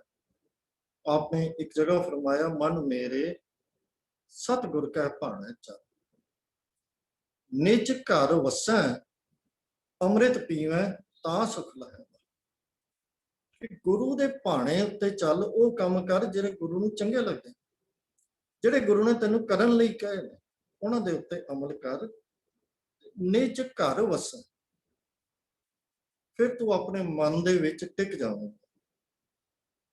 ਨਿਜ ਘਰ ਵਸੈ ਤੇ ਅੰਮ੍ਰਿਤ ਪੀਵੈ, ਉੱਥੇ ਤੈਨੂੰ ਅੰਮ੍ਰਿਤ ਦੀ ਪ੍ਰਾਪਤੀ ਹੋਈ। ਇੱਕ ਪਾਸੇ ਉਹ ਹਨ ਇੱਕ ਭਰਮ ਭੁੱਲੇ ਫਿਰਿਆ ਦਾ, ਤੇ ਇੱਕ ਪਾਸੇ ਇੱਥੇ ਸਤਿਗੁਰੂ ਜੀ ਕਹਿ ਰਹੇ ਹਨ ਕਿ ਨਿਜ ਘਰ ਵਸੈ ਅੰਮ੍ਰਿਤ ਪੀਵੈ ਤਾਂ ਸੁਖ ਲਹੈ ਮਲ। ਇਹ ਕਿਵੇਂ ਭਾਈ? ਕਿਉਂਕਿ ਅਕਾਲ ਪੁਰਖ ਤਾਂ ਸਾਡੇ ਨਿਜ ਘਰ ਦੇ ਵਿੱਚ, ਸਾਡੇ ਹਿਰਦੇ ਦੇ ਵਿੱਚ ਹੀ ਵਸਦਾ। ਜਦੋਂ ਅਸੀਂ ਅਕਾਲ ਪੁਰਖ ਦੇ ਨਾਲ ਜੁੜ ਗਏ, ਉਹ ਪ੍ਰਭੂ ਜੋ ਸਾਡੇ ਅੰਦਰ ਵਸਦਾ ਹੈ ਉਹਦੇ ਨਾਲ ਜੁੜ ਪਏ, ਤਾਂ ਫਿਰ ਉਸ ਅੰਮ੍ਰਿਤ ਦੇ ਦਾਤੇ ਨੇ ਅੰਦਰ ਹੀ, ਸਾਡੇ ਘਰ ਦੇ ਅੰਦਰ ਹੀ, ਹਿਰਦੇ ਦੇ ਅੰਦਰ ਹੀ ਆਨੰਦ ਬਣਾ ਦੇਣਾ ਹੈ। ਤਾਂ ਸੁਖ ਲਹੈ ਮਲ। ਇਹੀ ਗੱਲ ਸਤਿਗੁਰੂ ਜੀ ਨੇ ਇੱਥੇ ਵੀ ਕਹਿ ਰਹੇ ਹਨ ਕਿ ਇੱਕ ਨਾਮ ਲਾਗ ਸਵਾਰਿਆ, ਉਸ ਪ੍ਰਭੂ ਦੇ ਨਾਲ ਜੁੜ ਕੇ ਜੀਵਨ ਸੰਵਰ ਜਾਂਦਾ ਹੈ। ਫਿਰ ਮਨ ਭਇਆ ਨਿਰਮਲ, ਸਤਿਗੁਰੂ ਜੀ ਕਹਿ ਰਹੇ ਹਨ ਕਿਹਨਾਂ ਦਾ? ਜਿਨ੍ਹਾਂ ਨੂੰ ਗੁਰੂ ਦੀ ਗੱਲ ਚੰਗੀ ਲੱਗਦੀ ਹੈ, ਗੁਰੂ ਦੇ ਦੱਸੇ ਰਸਤੇ ਤੇ ਚੱਲਦੇ। ਕਹੈ ਨਾਨਕ ਜਿਸ ਦੇ ਪਿਆਰੇ ਸੋਈ ਜਨ ਪਾ। ਇਹ ਜਿਹੜੀ ਜਿੰਨਾ ਭਾਣਾ ਭਾਵੇ ਦੀ ਗੱਲ ਹੈ, ਇਹ ਸਤਿਗੁਰੂ ਜੀ ਅਗਲੀ ਪੌੜੀ ਦੇ ਵਿੱਚ ਹੋਰ ਖੋਲ ਕੇ ਸਾਨੂੰ ਸਮਝਾ ਰਹੇ ਹਨ। ਆਓ ਪਹਿਲਾਂ ਉਸ ਪੌੜੀ ਦਾ ਪਾਠ ਕਰ ਲਈਏ ਜੀ। ਆਵੋ ਸੰਤ ਪਿਆਰਿਓ, ਅਕਥ ਕੀ ਕਰਾਂ ਕਹਾਣੀ, ਕਰਾਂ ਕਹਾਣੀ ਅਕਥ ਕੇਰੀ, ਕਿਤ ਦੁਆਰੈ ਪਾਈਐ, ਤਨ ਮਨ ਧਨ ਸਭ ਸੌਂਪ ਗੁਰ ਕੋ, ਹੁਕਮ ਮੰਨਿਆ ਪਾਈਐ। ਹੁਕਮ ਮੰਨਿਓ ਗੁਰੂ ਕੇਰਾ, ਗਾਵੋ ਸੱਚੀ ਬਾਣੀ, ਕਹੈ ਨਾਨਕ ਸੁਣੋ ਸੰਤੋ, ਕਥਿਓ ਅਕਥ ਕਹਾਣੀ। ਆਵੋ ਸੰਤ ਪਿਆਰਿਓ, ਅਕਥ ਕੀ ਕਰਾਂ ਕਰ। ਸਤਿਗੁਰੂ ਕਹਿ ਰਹੇ ਹਨ, ਅਕਥ ਕੀ ਕਰਾਂ ਕਹਾਣੀ। ਅਕਥ ਜਿਹਨੂੰ ਕਥਿਆ ਨਾ ਜਾ ਸਕੇ, ਭਾਵ ਉਹ ਵਾਹਿਗੁਰੂ, ਉਹ ਅਕਾਲ ਪੁਰਖ ਜਿਹਦੇ ਗੁਣ ਕਥੇ ਨਹੀਂ ਜਾ ਸਕਦੇ, ਅਸੀਂ ਬਿਆਨ ਨਹੀਂ ਕਰ ਸਕਦੇ, ਸਾਡੇ ਬਿਆਨ ਤੋਂ ਬਾਹਰ ਹੈ। ਉਹ ਪ੍ਰਭੂ ਦੇ ਗੁਣਾਂ ਨੂੰ ਬਿਆਨ ਕਰਨਾ ਸਾਡੇ ਬਿਆਨ ਤੋਂ ਬਾਹਰ ਹੈ। ਭਾਵ ਉਹ ਪ੍ਰਭੂ ਵੀ ਅਕਥ ਹੈ, ਜਿਹਦੇ ਅਸੀਂ ਗੁਣ ਨਹੀਂ ਬਿਆਨ ਕਰ ਸਕਦੇ, ਅਸੀਂ ਉਸ ਨੂੰ ਵੀ ਬਿਆਨ ਨਹੀਂ ਕਰ ਸਕਦੇ। ਤੇ ਸਤਿਗੁਰੂ ਕਹਿ ਰਹੇ ਹਨ, ਆਓ ਸੰਤ ਪਿਆਰਿਓ, ਇਹ ਪਿਆਰੇ ਸੰਤ ਜਨੋ, ਉਸ ਪ੍ਰਭੂ ਨਾਲ ਜੁੜੇ ਹੋਏ ਵਿਅਕਤੀਓ, ਸੰਤੋ, ਆਓ ਅਕਥ ਕੀ ਕਰਾਂ ਕਹਾਣੀ। ਆਓ ਆਪਾਂ ਇਕੱਠੇ ਹੋ ਕੇ ਉਸ ਅਕਥ ਪ੍ਰਭੂ ਦੀਆਂ ਗੱਲਾਂ ਕਰੀਏ, ਕਹਾਣੀ, ਉਹਦੇ ਗੁਣ ਗਾਈਏ, ਉਹਦੀਆਂ ਸਿਫਤਾਂ ਕਰੀਏ, ਉਹਦੀ ਸਿਫਤ ਸਲਾਹ ਕਰੀਏ, ਉਹਦੀਆਂ ਗੱਲਾਂ ਕਰੀਏ, ਉਹਦੀਆਂ ਬਾਤਾਂ ਕਰੀਏ। ਅਕਥ ਕੀ ਕਰਾਂ ਕਹਾਣੀ, ਕਰਾਂ ਕਹਾਣੀ ਅਕਥ ਕੇਰੀ। ਆਓ ਉਹਦੀਆਂ ਗੱਲਾਂ ਕਰੀਏ। ਪਰ ਤੁਸੀਂ ਉਹਦੀ ਗੱਲਾਂ ਕਰ ਰਹੇ ਹੋ, ਪਰ ਜੇ ਤੁਸੀਂ ਮੈਨੂੰ ਇਹ ਸਵਾਲ ਪੁੱਛ ਲਓ ਕਿ ਅਸੀਂ ਗੱਲਾਂ ਤੇ ਉਹਦੀਆਂ ਕਰ ਰਹੇ ਹਾਂ, ਉਹਦੇ ਗੁਣ ਤਾਂ ਅਸੀਂ ਗਾ ਰਹੇ ਹਾਂ, ਉਹਦੀਆਂ ਬਾਤਾਂ ਕਰ ਰਹੇ ਹਾਂ, ਉਹਦੀਆਂ ਕਹਾਣੀਆਂ ਕਰ ਰਹੇ ਹਾਂ, ਪਰ ਉਹਦੇ ਤੱਕ ਪਹੁੰਚੀਏ ਕਿਵੇਂ, ਕਿਤ ਦੁਆਰਾ ਪਾਈਏ। ਜੇ ਤੁਸੀਂ ਇਹ ਸਵਾਲ ਖੜਾ ਕਰੋ, ਉਹਨੂੰ ਕਿਸ ਤਰ੍ਹਾਂ ਪਾਈਏ। ਦੁਆਰਾ ਦਾ ਭਾਵ ਇਹ ਹੈ ਕਿ ਕਿਸ ਵਸੀਲੇ ਨਾਲ, ਕਿਸ ਢੰਗ ਨਾਲ। ਦੁਆਰੇ ਦਾ ਮਤਲਬ ਕਿਸ ਢੰਗ ਦੇ ਰਾਹੀਂ ਅਸੀਂ ਪਾਈਏ, ਕਿਸ ਕੰਮ, ਕਿਸ ਢੰਗ ਦੁਆਰਾ ਪਾਈਏ। ਇਹਦਾ ਕੋਈ ਦਰਵਾਜ਼ੇ ਨਾਲ ਮਤਲਬ ਨਹੀਂ ਹੈ। ਕਿਤ ਦੁਆਰੇ ਦਾ ਭਾਵ ਹੈ ਕਿ ਉਹਨੂੰ ਕਿਵੇਂ ਪਾਈ, ਉਹਦੇ ਨਾਲ ਸਾਡਾ ਮਿਲਾਪ ਕਿਵੇਂ ਹੋਵੇ, ਸਾਡਾ ਜੋੜ ਉਹਦੇ ਨਾਲ ਕਿਵੇਂ ਜੁੜੇ, ਸਾਡਾ ਰਿਸ਼ਤਾ ਉਹਦੇ ਨਾਲ ਕਿਵੇਂ ਬਣ ਜਾਏ, ਸਾਡਾ ਪਿਆਰ ਉਹਦੇ ਨਾਲ ਕਿਵੇਂ ਪੈ ਜਾਏ। ਕਿਤ ਦੁਆਰਾ ਪਾਈ, ਕਿਵੇਂ ਕਰੀਏ। ਆਓ ਉਹਦੀਆਂ ਕਹਾਣੀਆਂ ਕਰੀਏ, ਉਹਦੇ ਗੁਣ ਗਾਈਏ, ਉਸ ਅਕਥ ਪ੍ਰਭੂ ਦੀਆਂ ਬਾਤਾਂ ਕਰੀਏ। ਕਰਾਂ ਕਹਾਣੀ ਅਕਥ ਕੇ, ਉਸ ਅਕਥ ਪ੍ਰਭੂ ਦੀਆਂ ਗੱਲਾਂ ਕਰੀਏ, ਉਹਦੇ ਗੁਣ ਗਾਈਏ, ਜਿਹਦੇ ਗੁਣ ਵੀ ਅਸੀਂ ਸਾਰੇ ਬਿਆਨ ਨਹੀਂ ਕਰ ਸਕਦੇ। ਪਰ ਜੇ ਉਹਨੂੰ ਪਾਣਾ ਹੋਵੇ ਤੇ ਉਹਨੂੰ ਕਿਸ ਵਸੀਲੇ ਨਾਲ, ਕਿਸ ਢੰਗ ਦੇ ਨਾਲ ਪਾਈਏ। ਤਾਂ ਸਤਿਗੁਰੂ ਜੀ ਅਗਲੀ ਪੰਕਤੀ ਦੇ ਵਿੱਚ ਗੱਲ ਖੋਲਦੇ ਹਨ, ਤਨ ਮਨ ਧਨ ਸਭ ਸੌਂਪ ਗੁਰ।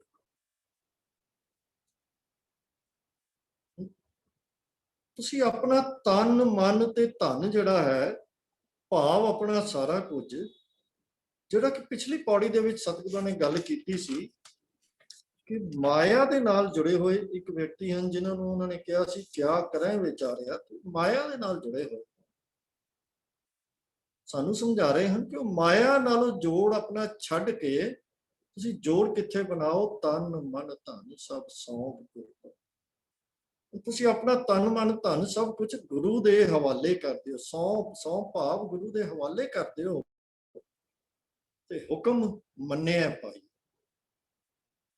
ਜੇ ਗੁਰੂ ਦਾ ਹੁਕਮ ਸਿਰ ਮੱਥੇ ਮੰਨਣਾ ਸ਼ੁਰੂ ਕਰ ਦਈਏ, ਪ੍ਰਭੂ ਦਾ ਹੁਕਮ ਸਿਰ ਮੱਥੇ ਤੇ ਮੰਨਣਾ ਸ਼ੁਰੂ ਕਰ ਦਈਏ, ਸਾਨੂੰ ਸਾਡੇ ਮਨ ਨੂੰ ਗੁਰੂ ਦਾ ਹੁਕਮ ਚੰਗਾ ਲੱਗਣਾ ਸ਼ੁਰੂ ਹੋ ਜਾਏ, ਮਿੱਠਾ ਲੱਗਣਾ ਸ਼ੁਰੂ ਹੋ ਜਾਏ, ਉਹਦੇ ਤੇ ਅਮਲ ਅਸੀਂ ਕਰਨਾ ਸ਼ੁਰੂ ਕਰ ਦਈਏ, ਹੁਕਮ ਮੰਨਿਆ ਤੇ ਫਿਰ ਆ ਗਿਆ ਪਾਈ ਹੈ। ਇਹ ਹੋ ਗਿਆ ਜਵਾਬ ਉਸ ਗੱਲ ਦਾ, ਕਿਤ ਦੁਆਰਾ ਪਾਈ ਹੈ, ਕਿਵੇਂ ਪਾਈ।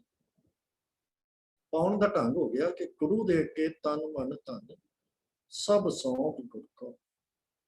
ਤੇ ਹੁਕਮ ਮੰਨਣਾ। ਹੁਣ ਇੱਥੇ ਤਨ ਮਨ ਧਨ ਜਿਹੜਾ ਅਸੀਂ ਮਾਇਆ ਦੇ ਹਵਾਲੇ ਕੀਤਾ ਸੀ, ਹੁਣ ਗੁਰੂ ਦੇ ਹਵਾਲੇ। ਉਹ ਜਿਹੜੀ ਕਿਆ ਕਰਾਂ ਵਿਚਾਰਿਆਂ ਦੀ ਅਵਸਥਾ ਸੀ, ਉਹਦੇ ਤੋਂ ਛੁਟਕਾਰਾ ਹੋ ਗਿਆ। ਹੁਣ ਗੁਰੂ ਦੀ ਗੁਰ ਪ੍ਰਸਾਦੀ ਵਾਲੀ ਅਵਸਥਾ ਦੇ ਨੇੜੇ ਅਸੀਂ ਪਹੁੰਚ ਜਾਵਾਂਗੇ ਜੇ ਅਸੀਂ ਗੁਰੂ ਦੀ ਸ਼ਰਨ ਪੈ ਜਾਵਾਂਗੇ। ਹੁਣ ਇੱਥੇ ਤਨ ਮਨ ਧਨ ਦਾ ਅਰਥ ਹੈ ਆਪਣਾ ਆਪਾ, ਸੰਪੂਰਨ ਆਪਾ। ਇਹਨਾਂ ਨੂੰ ਅਸੀਂ ਤਨ ਮਨ ਤੇ ਧਨ ਨੂੰ ਵੱਖਰਾ ਵੱਖਰਾ ਨਹੀਂ ਕਹਿ ਸਕਦੇ। ਮਤਾ ਅਸੀਂ ਇਹ ਗੱਲ ਕਰਨੀ ਸ਼ੁਰੂ ਕਰਦੇ ਹੀ ਹੈ ਕਿ ਚਲੋ ਜੀ ਕੀ ਹੋਇਆ, ਤਨ ਨਹੀਂ ਦਿੱਤਾ, ਮਨ ਨਹੀਂ ਦਿੱਤਾ, ਧਨ ਤਾਂ ਅਸੀਂ ਗੁਰੂ ਨੂੰ ਦੇ ਦਿੱਤਾ, ਬਹੁਤ ਸਾਰਾ ਧਨ ਦੇ ਦਿੱਤਾ, ਲੱਖਾਂ ਦੇ ਦਿੱਤੇ ਨੇ, ਕਰੋੜਾਂ ਦੇ ਦਿੱਤੇ। ਨਹੀਂ, ਇਹਨਾਂ ਨੂੰ ਤੁਸੀਂ ਵੱਖਰਾ ਵੱਖਰਾ ਨਹੀਂ ਕਰ ਸਕਦੇ। ਇਹ ਮੁਹਾਵਰਾ ਹੈ ਕਿ ਜਦੋਂ ਅਸੀਂ ਤਨ ਮਨ ਧਨ ਹੈ ਤਾਂ ਇਹਦੇ ਇਕੱਠੇ ਹੀ ਅਰਥ ਕਰਨੇ ਪੈਣਗੇ ਕਿ ਆਪਣਾ ਸੰਪੂਰਨ ਆਪਾ, ਭਾਵ ਆਪਣੇ ਆਪ ਨੂੰ। ਜਿਵੇਂ ਹੋਰ ਥਾਵਾਂ ਤੇ ਸਤਿਗੁਰੂ ਜੀ ਕਹਿੰਦੇ ਹਨ ਕਿ ਸਤਿਗੁਰ ਆ ਗਿਆ ਸੀਸ ਭੇਟ ਦਿਓ ਜੇ ਸਤਿਗੁਰ ਸਾਚਾ ਭਾਵ। ਇੱਥੇ ਉਹ ਅਵਸਥਾ ਦਾ ਜ਼ਿਕਰ ਹੋ ਗਿਆ। ਇੱਥੇ ਤਨ ਦਾ ਵੱਖਰਾ, ਮਨ ਦਾ ਵੱਖਰਾ, ਧਨ ਦਾ ਵੱਖਰਾ ਨਹੀਂ, ਕਿਉਂਕਿ ਅੱਗੇ ਸਭ ਲਿਖ ਦਿੱਤਾ ਹੈ ਗੁਰੂ ਜੀ ਨੇ। ਇਹ ਤਿੰਨਾਂ ਦੀ ਗੱਲ ਇਕੱਠੇ ਹੋ ਰਹੀ ਹੈ ਕਿ ਉਹ ਗੁਰੂ ਨੂੰ ਸੌਂਪ ਦਿਓ, ਭਾਵ ਆਪਣੇ ਜੀਵਨ ਨੂੰ ਪੂਰੇ ਤੌਰ ਦੇ ਉੱਤੇ ਗੁਰੂ ਦੇ ਕਹੇ ਦੇ ਉੱਤੇ ਚਲਾ। ਹੁਕਮ ਮੰਨਿਆ, ਤੇਰੇ ਮਨ ਨੂੰ ਗੁਰੂ ਦਾ ਹੁਕਮ ਚੰਗਾ ਲੱਗਣਾ ਸ਼ੁਰੂ ਹੋ ਜਾਏ, ਹੁਕਮ ਤੇ ਚੱਲਣ ਲੱਗ ਪਈਏ, ਤਾਂ ਫਿਰ ਇਹ ਉਹ ਰਸਤਾ ਸਾਨੂੰ ਸਤਿਗੁਰੂ ਕਹਿੰਦੇ ਹਨ ਮਿਲ ਜਾਏਗਾ ਕਿ ਕਿਤ ਦੁਆਰਾ ਪਾਈਏ। ਅਸੀਂ ਕਿਸ ਢੰਗ ਦੇ ਨਾਲ, ਕਿਸ ਵਸੀਲੇ ਦੇ ਨਾਲ ਉਸ ਪ੍ਰਭੂ ਦੇ ਨਾਲ ਜੁੜਨਾ ਹੈ, ਉਹਦੀ ਪ੍ਰਾਪਤੀ ਕਰਨੀ ਹੈ, ਸਾਡੀ ਉਹਦੇ ਨਾਲ ਸਾਂਝ ਬਣ ਜਾਵੇ, ਪਿਆਰ ਬਣ ਜਾਵੇ, ਅਸੀਂ ਉਹਦੇ ਨਾਲ ਪੱਕੇ ਜੁੜ ਜਾਈਏ। ਸਤਿਗੁਰੂ ਅੱਗੇ ਇਸ ਗੱਲ ਨੂੰ ਹੋਰ ਖੋਲ ਰਹੇ ਹਨ। ਹੁਕਮ ਮੰਨਿਓ ਗੁਰੂ ਕੇਰਾ, ਗਾਵੋ ਸੱਚੀ, ਕਹੈ ਨਾਨਕ ਸੁਣੋ ਸੰਤੋ, ਕਥਿਓ ਅਕਥ ਕਹਾ। ਕਿ ਹੇ ਸੰਤ ਜਨੋ, ਸੁਣੋ, ਗੁਰੂ ਦੇ ਹੁਕਮ ਦੇ ਤੁਰੋ, ਹੁਕਮ ਮੰਨਿਓ ਤੇ ਸੱਚੀ ਬਾਣੀ, ਭਾਵ ਸਦਾ ਥਿਰ ਰਹਿਣ ਵਾਲੀ ਬਾਣੀ। ਉਹ ਬਾਣੀ, ਉਹ ਸ਼ਬਦ, ਉਹ ਗੁਣ ਗਾਉਣੇ, ਉਹਦੀ ਸਿਫਤ ਸਲਾਹ ਜਿਹੜੀ ਉਹ ਸਦਾ ਥਿਰ ਰਹਿਣ ਵਾਲੇ ਉਸ ਸੱਚੇ ਪ੍ਰਭੂ ਦੀ ਸਿਫਤ ਸਲਾਹ ਗਾਓ, ਉਹਦੀ ਸਿਫਤ ਸਲਾਹ ਗਾਇਆ ਕਰੋ। ਆਓ ਮੇਰੇ ਸੰਤ ਪਿਆਰੇ ਜਨੋ, ਆਓ ਮੇਰੀ ਗੱਲ ਸੁਣੋ। ਉਸ ਨੂੰ ਮਿਲਣ ਦਾ ਤੇ ਆਨੰਦ ਦੀ ਪ੍ਰਾਪਤੀ ਦਾ, ਆਤਮਿਕ ਆਨੰਦ ਦੀ ਪ੍ਰਾਪਤੀ ਦਾ ਜੋ ਅਸੀਂ ਆਨੰਦ ਲੈਣਾ ਹੈ, ਉਹਦਾ ਸਹੀ ਰਸਤਾ ਇਹੀ ਹੈ ਕਿ ਅਕਥ ਪ੍ਰਭੂ ਦੀਆਂ ਕਹਾਣੀਆਂ ਕਰੋ। ਕਥਿਓ ਅਕਥ ਕਹਾ, ਉਸ ਅਕਥ ਪ੍ਰਭੂ ਦੀਆਂ ਕਹਾਣੀਆਂ ਕਰੋ, ਉਹਦੇ ਗੁਣ ਗਾਓ, ਉਹਦੀਆਂ ਬਾਤਾਂ ਕਰੋ। ਆਓ ਆਪਾਂ ਇੱਕ, ਭਾਵ ਕਿ ਆਤਮਿਕ ਆਨੰਦ ਦੀ ਪ੍ਰਾਪਤੀ ਦਾ ਰਾਹ ਇੱਕੋ ਰਸਤਾ ਹੈ, ਤਨ ਮਨ ਧਨ ਸਭ ਸੌਂਪ ਆਪਣਾ ਆਪ ਗੁਰੂ ਦੇ ਹਵਾਲੇ ਕਰ ਦੇਈਏ। ਹੁਕਮ ਮੰਨਿਆ, ਗੁਰੂ ਦੇ ਦੱਸੇ ਹੋਏ ਰਾਹ ਤੇ ਤੁਰੇ।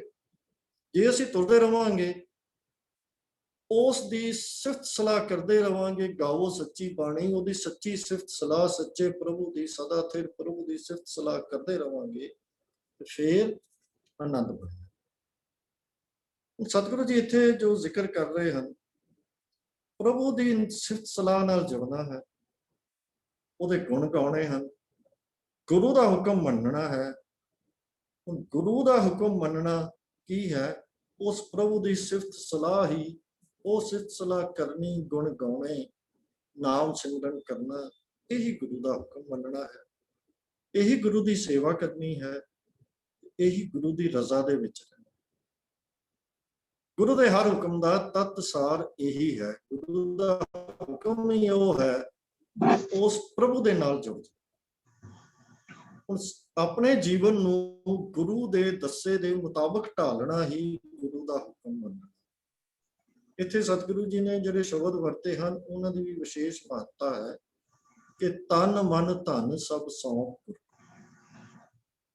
ਇਹਦਾ ਦੂਜਾ ਇੱਕ ਅਰਥ ਇਹ ਵੀ ਹੈ ਕਿ ਆਪਣੇ ਸੰਪੂਰਨ ਜੀਵਨ, ਚਾਹੇ ਸਾਡੇ ਜੀਵਨ ਦਾ ਤਨ ਦਾ ਐਸਪੈਕਟ ਹੈ, ਚਾਹੇ ਮਨ ਦਾ ਐਸਪੈਕਟ ਹੈ, ਚਾਹੇ ਧਨ ਦਾ ਐਸਪੈਕਟ ਹੈ, ਸਾਡਾ ਸਮੁੱਚਾ ਜੀਵਨ ਗੁਰੂ ਦੀ ਸਿੱਖਿਆ ਦੇ ਅਨੁਸਾਰ ਹੋਣਾ ਹੀ ਗੁਰੂ ਦੀ ਰਜ਼ਾ ਦੇ ਵਿੱਚ ਚੱਲਣਾ। ਅਸੀਂ ਇਹ ਨਹੀਂ ਕਰ ਸਕਦੇ ਕਿ ਆਤਮਿਕ ਪੱਖ ਵਾਸਤੇ ਅਸੀਂ ਕਹੀਏ ਜੀ ਅਸੀਂ ਗੁਰੂ ਦੀ ਗੱਲ ਮੰਨ ਲਈ ਹੈ, ਅਸੀਂ ਬਾਣੀ ਦਾ ਪਾਠ ਕਰ ਲਿਆ ਹੈ, ਜਾਂ ਹੋਰ ਸਤਿਗੁਰੂ ਜੀ ਨੇ ਜੋ ਸਾਨੂੰ ਆਦੇਸ਼ ਕੀਤੇ ਹਨ ਉਹ ਅਸੀਂ ਮੰਨ ਰਹੇ ਹਾਂ, ਪਰ ਸਾਡਾ ਬਾਕੀ ਜੀਵਨ ਉਹ ਉਸ ਤਰ੍ਹਾਂ ਨਹੀਂ ਚੱਲ ਰਿਹਾ। ਇਹਨੂੰ ਆਈਸੋਲੇਸ਼ਨ ਦੇ ਵਿੱਚ ਨਹੀਂ ਲਿਆ ਜਾ ਸਕਦਾ ਕਿ ਸਾਡੇ ਜੀਵਨ ਦੇ ਵੱਖਰੇ ਵੱਖਰੇ ਕੰਪਾਰਟਮੈਂਟਸ ਹਨ। ਇੱਕ ਪੱਖ ਤੋਂ ਤਾਂ ਅਸੀਂ ਗੁਰੂ ਦਾ ਹੁਕਮ ਮੰਨ ਰਹੇ ਹਾਂ, ਪਰ ਨਿੱਜੀ ਜੀਵਨ ਵਿੱਚ ਅਸੀਂ ਗੁਰੂ ਦਾ ਹੁਕਮ ਨਹੀਂ ਮੰਨ ਰਹੇ। ਮੈਂ ਨਾਮ ਤਾਂ ਜਪ ਰਿਹਾ ਹਾਂ, ਬਾਣੀ ਦਾ ਪਾਠ ਤੇ ਕਰ ਰਿਹਾ ਹਾਂ, ਪਰ ਕੀ ਮੇਰਾ ਪਰਿਵਾਰ ਦੇ ਨਾਲ, ਪਤਨੀ ਨਾਲ, ਬੱਚਿਆਂ ਨਾਲ, ਰਿਸ਼ਤੇਦਾਰਾਂ ਨਾਲ, ਭੈਣ ਭਰਾ, ਗੁਆਂਢੀ, ਇਹਨਾਂ ਦੇ ਨਾਲ ਮੇਰੇ ਜਿਹੜੇ ਸੰਬੰਧ ਹਨ, ਕੀ ਉਹ ਸੰਬੰਧ ਮੈਂ ਜਿਸ ਤਰ੍ਹਾਂ ਉਹਨਾਂ ਦੇ ਨਾਲ ਵਰਤ ਰਿਹਾ ਹਾਂ, ਕੀ ਉਹ ਮੇਰੇ ਆਤਮਿਕ ਜੀਵਨ ਲਈ ਅਨੁਕੂਲ ਹੈ ਜਾਂ ਪ੍ਰਤੀਕੂਲ ਹੈ? ਕਦੀ ਅਸੀਂ ਇਹ ਸੋਚੀ? ਜੇ ਸਾਡੇ ਆਤਮਿਕ ਜੀਵਨ ਵਿੱਚ ਸਾਡਾ ਇਹ ਵਰਤਾਰਾ ਸਹਾਈ ਨਹੀਂ ਹੈ ਤਾਂ ਫਿਰ ਤਨ ਮਨ ਧਨ ਅਸੀਂ ਨਹੀਂ ਸਕਦੇ। ਅਸੀਂ ਉਹ ਇੱਕ ਕੰਪਾਰਟਮੈਂਟ ਦੇ ਵਿੱਚ ਗੁਰੂ ਨੂੰ ਖੁਸ਼ ਕਰਨ ਦੇ ਉੱਤੇ ਲੱਗੇ। ਜੇ ਨੌਕਰੀ ਦੇ ਵਿੱਚ, ਬਿਜ਼ਨਸ ਦੇ ਵਿੱਚ, ਜੇ ਉਹ ਸਾਡਾ ਆਤਮਿਕ ਜੀਵਨ ਦੀ ਰਿਕੁਆਇਰਮੈਂਟ ਦੇ ਮੁਤਾਬਕ ਸਾਡਾ ਨਹੀਂ ਹੈ, ਜਾਂ ਸੰਸਾਰ ਨਾਲ ਸਾਡਾ ਵਰਤਾਰਾ ਜਿਹੜਾ ਹੈ ਉਹ ਸਾਡੇ ਆਤਮਿਕ ਜੀਵਨ ਨੂੰ ਨੁਕਸਾਨ ਪਹੁੰਚਾ ਰਿਹਾ ਹੈ ਕਿ ਅਸੀਂ ਲੋਕਾਂ ਨਾਲ ਕਿਸ ਤਰ੍ਹਾਂ ਵਰਤ ਰਹੇ ਹਾਂ, ਤਾਂ ਫਿਰ ਤਨ ਮਨ ਧਨ ਸਭ ਸੌਂਪ ਗੁਰੂ ਵਾਲੀ ਅਵਸਥਾ ਸਾਡੀ ਨਹੀਂ। ਅਸੀਂ ਇਹਨੂੰ ਕੰਪਾਰਟਮੈਂਟਲਾਈਜ਼ ਨਹੀਂ ਕਰ ਸਕਦੇ, ਇਹਨੂੰ ਬਾਕਸਿਸ ਦੇ ਵਿੱਚ ਨਹੀਂ ਰੱਖ ਸਕਦੇ। ਅਸੀਂ ਇਹ ਨਹੀਂ ਕਰ ਸਕਦੇ ਕਿ ਇਸ ਪੱਖ ਦੇ ਉੱਤੇ ਤਾਂ ਗੁਰੂ ਦਾ ਹੁਕਮ ਲਾਗੂ ਹੋਏਗਾ, ਪਰ ਉਸ ਪੱਖ ਉੱਤੇ ਮੈਂ ਦੁਨੀਆਦਾਰੀ ਦੇ ਹਿਸਾਬ ਦੇ ਨਾਲ ਮੈਂ ਇਹ ਕੰਮ ਵੀ ਕਰ ਲਵਾਂਗਾ, ਇਹ ਵੀ ਕਰ ਲਵਾਂਗਾ, ਇਹ ਵੀ ਕਰ ਲਵਾਂਗਾ, ਉੱਥੇ ਮੈਂ ਸਾਰੀਆਂ ਲਿਮਿਟਸ ਤੋੜ ਦਈਏ ਕਿ ਮੈਂ ਇੱਥੇ ਮੇਰੇ ਤੇ ਕੋਈ ਲਿਮਿਟ ਲਾਗੂ ਨਹੀਂ ਹੁੰਦੀ, ਤਾਂ ਫਿਰ ਇਹ ਗੱਲ ਨਹੀਂ ਅਸੀਂ ਕਹਿ ਸਕਦੇ ਕਿ ਅਸੀਂ ਤਨ ਮਨ ਧਨ ਸਭ ਸੌਂਪ ਹੁਕਮ ਮੰਨਿਆ। ਫਿਰ ਗੁਰੂ ਦਾ ਹੁਕਮ ਨਹੀਂ ਮੰਨਿਆ ਅਸੀਂ। ਗੁਰੂ ਦਾ ਹੁਕਮ ਮੰਨਣ ਦਾ ਅਰਥ ਕੀ ਹੈ? ਇਹ ਉਹ ਅਵਸਥਾ ਹੈ ਕਿ ਜਦੋਂ ਅਸੀਂ ਆਪਣੇ ਜੀਵਨ ਦੇ ਹਰ ਪੱਖ ਦੇ ਵਿੱਚ ਗੁਰੂ ਦੇ ਹੁਕਮ ਦੇ ਅਨੁਸਾਰੀ ਹੋ ਜੇ ਹੋਵਾਂਗੇ ਤੇ ਤਾਂ ਸਾਡੀ ਉਹ ਅਵਸਥਾ ਆਏਗੀ ਜਿੱਦਾਂ ਗੁਰਬਾਣੀ ਦੇ ਵਿੱਚ ਬਿਆਨ ਕੀਤਾ ਗਿਆ ਹੈ, ਨਾਮਾ ਕਹਿ ਤਲੋਚਨਾ ਮੁਖ ਤੇ ਰਾਮ ਸਮਾਲ, ਹਾਥ ਪਾਉ ਸਭ ਕੰਮ ਕਰ ਚੀਤ ਨੇ। ਜੇ ਕੰਮ ਕਰਦੇ ਆ ਵੀ ਸਾਡਾ ਚਿੱਤ ਨਿਰੰਜਨ ਦੇ ਨਾਲ ਹੈ, ਜਿਹੜੀ ਅਵਸਥਾ ਨਾਮਦੇਵ ਜੀ ਕਹਿ ਰਹੇ ਹਨ ਤਲੋਚਨ ਜੀ ਨੂੰ, ਤਾਂ ਫਿਰ ਉਹ ਤਨ ਮਨ ਧਨ ਸਭ ਸੌਂਪ ਗੁਰੂ ਦੀ ਅਵਸਥਾ। ਇੱਥੇ ਸਤਿਗੁਰੂ ਜੀ ਨੇ ਸਾਨੂੰ ਦੋਵਾਂ ਪੌੜੀਆਂ ਦੇ ਵਿੱਚ, ਪਹਿਲੀ ਪੌੜੀ 'ਚ ਵੀ ਇਹ ਗੱਲ ਦ੍ਰਿੜ ਕਰਾਈ ਕਿ ਗੁਰੂ ਦੇ ਹੁਕਮ ਦੇ ਉੱਤੇ ਚੱਲਣਾ, ਉਹਦੇ ਭਾਣੇ ਦੇ ਵਿੱਚ ਚੱਲਣਾ, ਜਿੰਨਾ ਭਾਣਾ ਭਾਵੇ। ਤੇ ਇਸ ਪੌੜੀ ਦੇ ਵਿੱਚ ਉਸ ਗੱਲ ਦੀ ਪੂਰੀ ਵਿਆਖਿਆ ਸਤਿਗੁਰੂ ਜੀ ਨੇ ਕੀਤੀ ਕਿ ਗੁਰੂ ਦੇ ਅਨੁਸਾਰੀ ਕਿਵੇਂ ਬਣਨਾ ਹੈ, ਹੁਕਮ ਦੇ ਉੱਤੇ ਕਿਵੇਂ ਚੱਲਣਾ ਹੈ, ਆਪਣੇ ਜੀਵਨ ਨੂੰ ਹੁਕਮ ਦਾ ਅਨੁਸਾਰੀ ਕਿਵੇਂ ਬਣਨਾ। ਇੰਨੀਆਂ ਵਿਚਾਰਾਂ ਪ੍ਰਵਾਨ ਕਰਨੀ ਹੈ ਜੀ। ਬਹੁਤ ਸਾਰੀਆਂ ਭੁੱਲਾਂ ਹੋ ਗਈਆਂ, क्षमा कर देना जी। वाहिगुरू जी का खालसा, वाहिगुरू।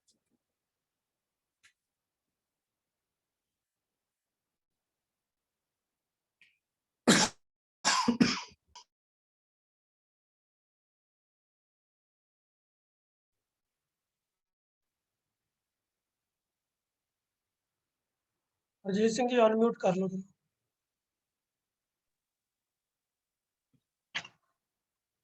ਹਾਂਜੀ, ਆਨੰਦ ਸਾਹਿਬ ਦੀਆਂ ਦੋ ਪੌੜੀਆਂ ਦੀ ਵਿਚਾਰ ਅਸੀਂ ਸਰਵਣ ਕੀਤੀ ਹੈ। ਪਹਿਲੀ ਪੌੜੀ 'ਚ ਗੁਰੂ ਪਾਤਸ਼ਾਹ ਜੀ ਨੇ, ਜੋ ਵੀਰ ਪ੍ਰਭ ਕੀਰਤਨ ਸਿੰਘ ਨੇ ਸਾਡੇ ਨਾਲ ਸਾਂਝ ਪਾਈ ਹੈ, ਕਿ ਆਨੰਦ ਅਸਲ ਵਿੱਚ ਗੁਰੂ ਦੀ ਬਖਸ਼ਿਸ਼ ਹੈ, ਇੱਕ ਦਾਤ ਹੈ ਮੇਰੇ ਮਾਲਕ ਵਾਹਿਗੁਰੂ ਦੀ। ਔਰ ਇਹ ਦਾਤ ਆਪਣੀ ਜ਼ੋਰ ਨਾਲ ਨਹੀਂ ਮਿਲਦੀ, ਆਪਣੀ ਤਾਕਤ ਨਾਲ, ਆਪਣੇ ਹੰਕਾਰ ਨਾਲ, ਆਪਣੇ ਮਾਣ ਨਾਲ, ਆਪਣੀ ਮਿਹਨਤ ਨਾਲ, ਜਾਂ ਇਹ ਕਹਿ ਲਈਏ ਵੀ ਅਸੀਂ ਦਾਅਵਾ ਬੰਨ੍ਹ ਦਈਏ ਵੀ ਸਾਡਾ ਦਾਅਵਾ ਹੈ ਵੀ ਸਾਨੂੰ ਇਹ ਦਾਤ ਮਿਲ ਜਾਏਗੀ। ਗੁਰੂ ਪਾਤਸ਼ਾਹ ਕਹਿੰਦੇ ਨਹੀਂ, ਇਹ ਦਾਤ ਲਈ ਕਦੀ ਦਾਅਵਾ ਨਹੀਂ ਹੁੰਦਾ, ਦਾਤ ਲਈ ਦੁਆ ਹੁੰਦੀ ਹੈ। ਦਾਤ ਲੈਣ ਲਈ ਬੇਨਤੀ ਕਰਨੀ ਪੈਂਦੀ ਹੈ, ਦਾਤ ਲਈ ਦਾਅਵਾ ਨਹੀਂ ਹੁੰਦਾ। ਮੰਗਤਾ ਮੰਗਣ ਜਾਂਦਾ ਹੈ ਤੇ ਜਾ ਕੇ ਕਦੀ ਕਹਿੰਦਾ ਲਿਆ ਲਿਆ, ਇਸ ਤਰ੍ਹਾਂ ਨਹੀਂ ਗੱਲ ਕਰਦਾ, ਤਰਲੇ ਕਰਦਾ ਹੈ, ਹੱਥ ਜੋੜਦਾ ਹੈ, ਬੇਨਤੀਆਂ ਕਰਦਾ ਹੈ। ਤੇ ਉਸ ਬੇਨਤੀਆਂ ਦੇ ਉੱਤੇ ਮਾਲਕ ਕਈ ਵਾਰੀ ਤਰਟ ਹੋ ਕੇ ਉਹ ਦਾਤ ਉਹਦੀ ਝੋਲੀ 'ਚ ਪਾਉਂਦਾ ਹੈ। ਤੇ ਧਰਮ ਦੀ ਦੁਨੀਆ 'ਚ ਵੀ ਉਹੀ ਹੈ। ਕੋਈ ਮਨੁੱਖ ਇਹ ਸੋਚੇ ਵੀ ਮੈਂ ਮਿਹਨਤ ਕੀਤੀ ਹੈ, ਹਮ ਕੀਆ ਹਮ ਕरेंगे, ਤੇ ਪਾਤਸ਼ਾਹ ਕਹਿੰਦੇ ਆ ਉਹ ਕੌਣ ਹੁੰਦਾ ਹੈ? ਕਹਿੰਦੇ ਨੇ ਹਮ ਮੂਰਖ ਗਵਾਰ। ਜਿਹੜੇ ਦਾਅਵਾ ਕਰਨ ਵਾਲੇ ਨੇ ਮੂਰਖ ਗਵਾਰ ਗਿਣੇ ਜਾਂਦੇ ਨੇ ਧਰਮ ਦੀ ਦੁਨੀਆ ਵਿੱਚ। ਕਦੀ ਸੇਵਾ ਦਾ ਦਾਅਵਾ ਨਹੀਂ, ਉਹ ਹੰਕਾਰ ਹੋ ਜਾਂਦਾ ਹੈ। ਵਿਚਾਰ ਦਾ ਦਾਅਵਾ ਨਹੀਂ, ਇਹ ਗਿਆਨੀ ਬਣ ਜਾਂਦਾ ਹੈ, ਆਪਣੇ ਆਪ ਨੂੰ ਬੜਾ ਗਿਆਨਵਾਨ ਸਮਝਣ ਲੱਗ ਪੈਂਦਾ ਹੈ। ਜਦੋਂ ਬੰਦਾ ਹਮ ਕੀਆ ਹਮ ਕरेंगे ਇਸ ਗੱਲ ਤੇ ਆ ਜਾਂਦਾ ਹੈ, ਫਿਰ ਸਤਿਗੁਰੂ ਕਹਿੰਦੇ ਹਮ ਕੀਆ ਹਮ करेंगे ਹਮ ਮੂਰਖ ਗਵਾਰ। ਫਿਰ ਹੋਇਆ ਕੀ? ਕਰਨੇ ਵਾਲਾ ਵਿਸਰਿਆ, ਦੂਜੇ ਪਾਏ ਪਿਆਰ। ਜਦੋਂ ਇਸੇ ਬੰਦਾ ਮੈਂ ਤੇ ਆ ਜਾਵੇ ਵੀ ਮੈਂ ਬੜਾ ਪਾਠ ਕੀਤਾ, ਮੈਂ ਤਾਂ ਬੜੇ ਵਿਚਾਰ ਕੀਤੀ, ਮੈਂ ਤਾਂ ਬੜਾ ਗੁਰਬਾਣੀ ਆਉਂਦੀ ਹੈ, ਮੈਨੂੰ ਤਾਂ ਸਾਰਾ ਕੁਝ ਆਉਂਦਾ ਹੈ, ਜਦੋਂ ਬੰਦਾ ਇਸ ਗੱਲ ਤੇ ਆ ਜਾਂਦਾ ਹੈ ਤੇ ਫਿਰ ਸਤਿਗੁਰੂ ਕਹਿੰਦੇ ਕਰਨੇ ਵਾਲਾ ਵਿਸਰਿਆ। ਦੇਣ ਵਾਲਾ ਤਾਂ ਮਾਲਕ ਸੀ, ਜੇ ਬੁੱਧੀ ਨਾ ਦਿੰਦਾ ਫਿਰ ਕੀ ਕਰ ਲੈਂਦੇ? ਦੂਜੇ ਪਾਏ ਪਿਆਰ, ਫਿਰ ਉਹਦੀ ਦਿੱਤੀਆਂ ਦਾਤ ਪਿਆਰੀ, ਵਿਸਰਿਆ ਦਾਤਾਰਾ ਤੱਕ ਇਨਸਾਨ ਪਹੁੰਚ ਜਾਂਦਾ ਹੈ। ਪਰ ਇਹ ਵੀ ਗੱਲ ਯਾਦ ਰੱਖ, ਜਿਹੜਾ ਦੂਜਾ ਭਾਏ ਹੈ ਇਹਦੇ ਜਿੰਨਾ ਦੁੱਖ ਹੀ ਦੁੱਖ ਹੈ। ਮਾਇਆ ਜੀਵਨ ਦੁੱਖ ਨਹੀਂ, ਸਭ ਭਵ ਥਕੇ ਸੰਸਾਰ। ਇਹ ਦੂਜੇ ਭਾਏ ਵਿੱਚ ਦੁੱਖ ਹੈ। ਦਾਤ ਲਈ ਦਾਵਾ ਨਹੀਂ ਹੈ, ਉਹ ਹੈ ਗੁਰਮਤੀ ਸੁਖ ਪਾਈ ਹੈ, ਸੱਚ ਨਾਮ ਉਰਤਾਰ। ਉਹ ਹੈ ਗੁਰੂ ਦੀ ਮੱਤ ਤੇ ਚੱਲ ਕੇ, ਉਹਦੇ ਲਈ ਗੁਰੂ ਦੀ ਮੱਤ ਤੇ ਚੱਲਣਾ ਪੈਂਦਾ ਹੈ। ਬੰਦਾ ਇਹ ਸੋਚ ਲਵੇ ਵੀ ਮੈਂ ਕਰਮ ਕੀਤਾ ਹੈ, ਮੈਂ ਮਿਹਨਤ ਕੀਤੀ, ਮੈਂ ਸਵੇਰੇ ਉੱਠਦਾ, ਮੈਂ ਨਾਮ ਜਪਦਾ, ਮੈਂ ਬੜੀ ਬੰਦਗੀ ਕਰਦਾ, ਮੈਂ ਤਾਂ ਨਿਤਨੇਮੀ ਹੈ, ਮੈਂ ਤਾਂ ਕਦੀ ਅੰਮ੍ਰਿਤ ਵੇਲਾ ਖੁੰਝਾਇਆ ਹੀ ਨਹੀਂ। ਇਹਦੇ ਨਾਲ ਹੌਲੀ ਹੌਲੀ ਫਿਰ ਹੰਕਾਰ ਦਾ ਜਨਮ ਹੋ ਜਾਂਦਾ ਹੈ। ਹੰਕਾਰ ਦੇ ਕਾਰਨ ਫਿਰ ਮਨੁੱਖ ਦੇ ਅੰਦਰ ਵਿਕਾਰ ਪੈਦਾ ਹੁੰਦੇ ਨੇ, ਤੇ ਵਿਕਾਰਾਂ ਨਾਲ ਫਿਰ ਆਨੰਦ ਦੀ ਦਾਤ ਪ੍ਰਾਪਤ ਨਹੀਂ ਹੁੰਦੀ। ਆਨੰਦ ਲਈ ਤਾਂ ਨਿਮਰਤਾ 'ਚ ਆ ਕੇ ਬੇਨਤੀ ਕਰਨੀ ਪੈਂਦੀ ਹੈ ਮਾਲਕ ਦੇ ਅੱਗੇ, ਸੋਈ ਕਰਾਏ ਜੋ ਤੁਧ ਭਾਵੇ, ਮੋਹਿ ਸਿਆਣਪ ਕਛੂ ਨ ਆਵੈ, ਹਮ ਬਾਰਕ ਤੋ ਸ਼ਰਨਾਈ, ਪ੍ਰਭ ਆਪੇ ਪੈਜ ਰਖਾਈ। ਮੇਰਾ ਮਾਤ ਪਿਤਾ ਹਰ ਰਾਇਆ, ਕਰ ਕਿਰਪਾ ਪ੍ਰਤ ਪਾਲਨ ਲਾਗਾ, ਕਰੀ ਤੇਰਾ ਕਰਾਇਆ। ਜੀ ਜੰਤ ਤੇਰੇ ਧਾਰੇ, ਪ੍ਰਭ ਡੂਰੀ ਹਾਥ ਤੁਮਾਰੇ, ਜੇ ਕਰਾਵੇ ਸੋ ਕਰਨਾ, ਨਾਨਕ ਦਾਸ ਤੇਰੀ ਸ਼ਰਨਾ। ਇਹਦੇ ਲਈ ਇਹ ਬੇਨਤੀਆਂ, ਇਹ ਜੋਦੜੀਆਂ ਕਰਨੀਆਂ ਪੈਂਦੀਆਂ ਨੇ। ਜਿਵੇਂ ਜਿਵੇਂ ਅਸੀਂ ਅਰਦਾਸ ਕਰਦੇ ਹਾਂ, ਬੇਨਤੀ ਕਰਦੇ ਹਾਂ, ਜੋਦੜੀ ਕਰਦੇ ਹਾਂ, ਯਾਦ ਰੱਖਣਾ ਇਹ ਜੋਦੜੀਆਂ ਵਿੱਚੋਂ ਸਾਡੇ ਮਾੜਾ ਸੁਭਾਅ ਆਪਣੇ ਆਪ ਬਦਲਦਾ ਹੈ। ਇਸ ਜੋਦੜੀਆਂ ਵਿੱਚੋਂ, ਇਸ ਬੇਨਤੀਆਂ ਵਿੱਚੋਂ, ਇਸ ਤਰਲਿਆਂ ਦੇ ਵਿੱਚ। ਪਰ ਤਰਲਾ ਅੰਦਰੋਂ ਹੋਣਾ ਚਾਹੀਦਾ, ਦਿਖਾਵੇ ਦਾ ਨਹੀਂ। ਮਾੜੇ ਕਰਮ ਜਿਹੜੇ ਹਨ, ਸਾਡੇ ਕਰਨ ਵਾਲੇ ਮਾੜੇ ਵਿਚਾਰ ਜਿਹੜੇ ਹਨ, ਆਟੋਮੈਟਿਕ ਚੇਂਜ ਹੁੰਦੇ ਨੇ। ਤਾਂ ਇਹ ਪ੍ਰਮਾਤਮਾ ਦੀ ਖੇਡ ਹੈ, ਜਿਹਨੇ ਉਹਨੂੰ ਦੇਣੀ ਹੈ ਉਹਨੂੰ ਦੇਣੀ ਹੈ। ਕਈ ਵਾਰੀ ਸਾਡੇ ਮਨ 'ਚ ਖਿਆਲ ਆ ਜਾਂਦਾ ਹੈ ਵੀ ਜੇ ਰੱਬ ਨਹੀਂ ਦੇਣਾ, ਪਰਮੇਸ਼ਰ ਨੇ ਦੇਣਾ ਹੈ, ਤਾਂ ਫਿਰ ਸਾਨੂੰ ਕਰਨ ਦੀ ਲੋੜ ਕੀ ਹੈ, ਉਦਮ ਕਰਨ ਦੀ ਕੀ ਲੋੜ ਹੈ? ਗੁਰੂ ਸਾਹਿਬ ਜੀ ਨੇ ਸਾਨੂੰ ਉਦਮੀ ਬਣਾਇਆ ਹੈ, ਆਲਸੀ ਨਹੀਂ ਬਣਾਇਆ। ਜਦੋਂ ਪ੍ਰਭੂ ਨੇ ਦੇਣਾ ਹੀ ਆਪਣੀ ਮਰਜ਼ੀ ਨਾਲ ਹੈ, ਤਾਂ ਫਿਰ ਸਾਡੇ ਮਿਹਨਤ ਕਰਨ ਦਾ ਕੀ ਲਾਭ ਹੈ? ਇਹ ਖਿਆਲ ਸਾਡੇ 'ਚ ਆ ਜਾਂਦਾ। ਜੇ ਭਾਗਾਂ 'ਚ ਲਿਖਿਆ ਹੋ ਤਾਂ ਫਿਰ ਮਿਲ ਹੀ ਜਾਣਾ, ਜੇ ਦਾਤ ਲਿਖੀ ਆ ਤਾਂ ਮਿਲ ਹੀ ਜਾਏਗੀ। ਨਹੀਂ ਭਾਈ, ਇਹ ਦਾਤ ਲਈ ਮਿਹਨਤ ਤਾਂ ਕਰਨੀ ਪਏਗੀ। ਰਹਿਮਤ ਮੇਰੇ ਮਾਲਕ ਦੀ ਹੈ, ਤੇ ਮਿਹਨਤ ਵੀ ਉਹੀ ਕਰਾਉਂਦਾ ਹੈ। ਉਸ ਮਿਹਨਤ ਲਈ ਵੀ ਉਹਦੇ ਅੱਗੇ ਅਰਦਾਸ ਕਰਨੀ ਪੈਂਦੀ ਹੈ। ਇਹ ਨਹੀਂ ਵੀ ਮਿਹਨਤ ਇਹ ਕਹੇ ਜੀ ਮੈਂ ਤਾਂ ਬੜੀ ਮਿਹਨਤ ਕੀਤੀ। ਮਿਹਨਤ ਵੀ ਉਹਦੀ ਇੱਕ ਦਾਤ ਹੈ, ਉਹਦੇ ਲਈ ਵੀ ਅਰਦਾਸ ਬੇਨਤੀ ਜੋਦੜੀ ਕਰਨੀ ਪੈਂਦੀ ਹੈ। ਕਈ ਵਾਰੀ ਅਸੀਂ ਕਹਿੰਦੇ ਮਿਹਨਤ ਮੇਰੀ ਰਹਿਮਤ ਤੇਰੀ, ਭਲਿਆ ਤੇਰੀ ਮਿਹਨਤ, ਉਦਮ ਤਾਂ ਤੇਰੇ ਮਾਲਕ ਬਖਸ਼ੇਗਾ ਤਾਂ ਤੂੰ ਕਰੇਗਾ। ਉਹਦੇ ਲਈ ਵੀ ਅਰਦਾਸ ਹੈ। ਤਾਂ ਜਿਵੇਂ ਜਿਵੇਂ ਮਨੁੱਖ ਇਸ ਕੰਮ ਵੱਲ ਤੁਰਦਾ ਹੈ, ਖਿਆਲ ਕਰਿਓ ਇੱਕ ਹੋਰ ਬੜੀ ਇਹ ਵਿਚਾਰ ਦਿਮਾਗ 'ਚ ਆ ਗਈ। ਹਰੇਕ ਕੰਮ ਦੀ ਸਫਲਤਾ ਲਈ ਨਾ ਮਨੁੱਖ ਨੂੰ ਮਿਹਨਤ ਤਾਂ ਕਰਨੀ ਪੈਂਦੀ ਹੈ। ਹਰੇਕ ਕੰਮ ਦੀ ਸਫਲਤਾ ਲਈ ਫਲ ਪ੍ਰਭੂ ਦੀ ਬਖਸ਼ਿਸ਼ ਦੇ ਉੱਤੇ ਨਿਰਭਰ ਕਰਦਾ ਹੈ। ਬੀਜ ਪਾਉਣਾ ਕਿਸਾਨ ਦਾ ਕੰਮ ਹੈ। ਬੀਜ ਪਾਉਂਦਾ ਹੈ, ਬੀਜ ਪਾਇਆ ਬੀਜ ਫਸਲ ਪੱਕਣ ਤੇ ਆ ਜਾਂਦੀ, ਗੜੇ ਪੈ ਜਾਂਦੇ, ਫਸਲ ਖਰਾਬ ਹੋ ਜਾਂਦੀ ਹੈ। ਕਿਸਾਨ ਨੇ ਤਾਂ ਕੋਈ ਕਮੀ ਨਹੀਂ ਸੀ। ਮਿਹਨਤ ਕਰਨੀ, ਬੀਜ ਪਾਉਣਾ ਸਾਡਾ ਕਰਮ ਹੈ ਤੇ ਫਲ ਲਾਉਣਾ ਮੇਰੇ ਪਰਮੇਸ਼ਰ ਦਾ ਕੰਮ ਹੈ। ਉਸ ਫਲ ਲਈ ਸਾਨੂੰ ਫਿਰ ਮਿਹਨਤ ਕਰਨੀ ਪੈਂਦੀ ਹੈ। ਜਦੋਂ ਗੁਰੂ ਦੀ ਕਿਰਪਾ ਨਾਲ ਮਨ ਪਵਿੱਤਰ ਹੋ ਜਾਏਗਾ, ਫਿਰ ਉਹਦੀ ਕਿਰਪਾ ਨਾਲ ਸਾਡੀ ਸਾਰੀ ਜੀਵਨ ਦੀ ਕਿਰਿਆ ਹੀ ਉਹਦੇ ਹੁਕਮ ਵਿੱਚ ਹੋ ਜਾਏਗੀ। ਬਸ ਹੁਕਮ ਅਨੁਸਾਰ ਹੀ ਬਣਨਾ ਹੀ ਇਹ ਦਾਤ ਲੈਣ ਦਾ ਇੱਕ ਵਸੀਲਾ ਹੈ, ਜਿਹੜੀ ਅਗਲੀ ਪੌੜੀ ਵਿੱਚ ਗੁਰੂ ਪਾਤਸ਼ਾਹ ਜੀ ਨੇ ਗੱਲ ਨੂੰ ਬਿਆਨ ਕੀਤਾ। ਅਗਲੀ ਪੌੜੀ 'ਚ ਸਤਿਗੁਰੂ ਜੀ ਨੇ ਜਿਹੜੀ ਬਿਆਨ ਕੀਤੀ ਉਹ ਹੈ ਅਗਲੀ ਹੁਕਮ ਮੰਨਿਆ ਦੀ ਗੱਲ। ਹੁਕਮ ਮੰਨਿਓ ਗੁਰੂ ਕੇਰਾ, ਗਾਓ ਸੱਚੀ ਬਾਣੀ, ਜਿੱਥੇ ਗੱਲ ਆਈ ਤਨ ਮਨ ਧਨ ਸਭ ਸੌਂਪ ਗੁਰੂ ਕੋ, ਹੁਕਮ ਮੰਨਿਆ ਪਾਈਐ ਦੀ ਗੱਲ ਜਿਹੜੀ ਗੁਰੂ ਪਾਤਸ਼ਾਹ ਨੇ ਸਾਨੂੰ ਕੀਤੀ ਹੈ। ਹੁਣ ਇੱਥੇ ਗੁਰੂ ਸਾਹਿਬ ਜੀ ਨੇ ਫਿਰ ਆਵਾਜ਼ ਦਿੱਤੀ ਵੀ ਭਲਿਓ ਆਓ, ਆਵੋ ਸੰਤ ਪਿਆਰਿਓ, ਕਥ ਕੀ ਕਰੇ ਕਹਾਣੀ, ਕਰੇ ਕਹਾਣੀ ਕਥ ਕੇਰੀ, ਆਓ ਕਰੀਏ। ਫਿਰ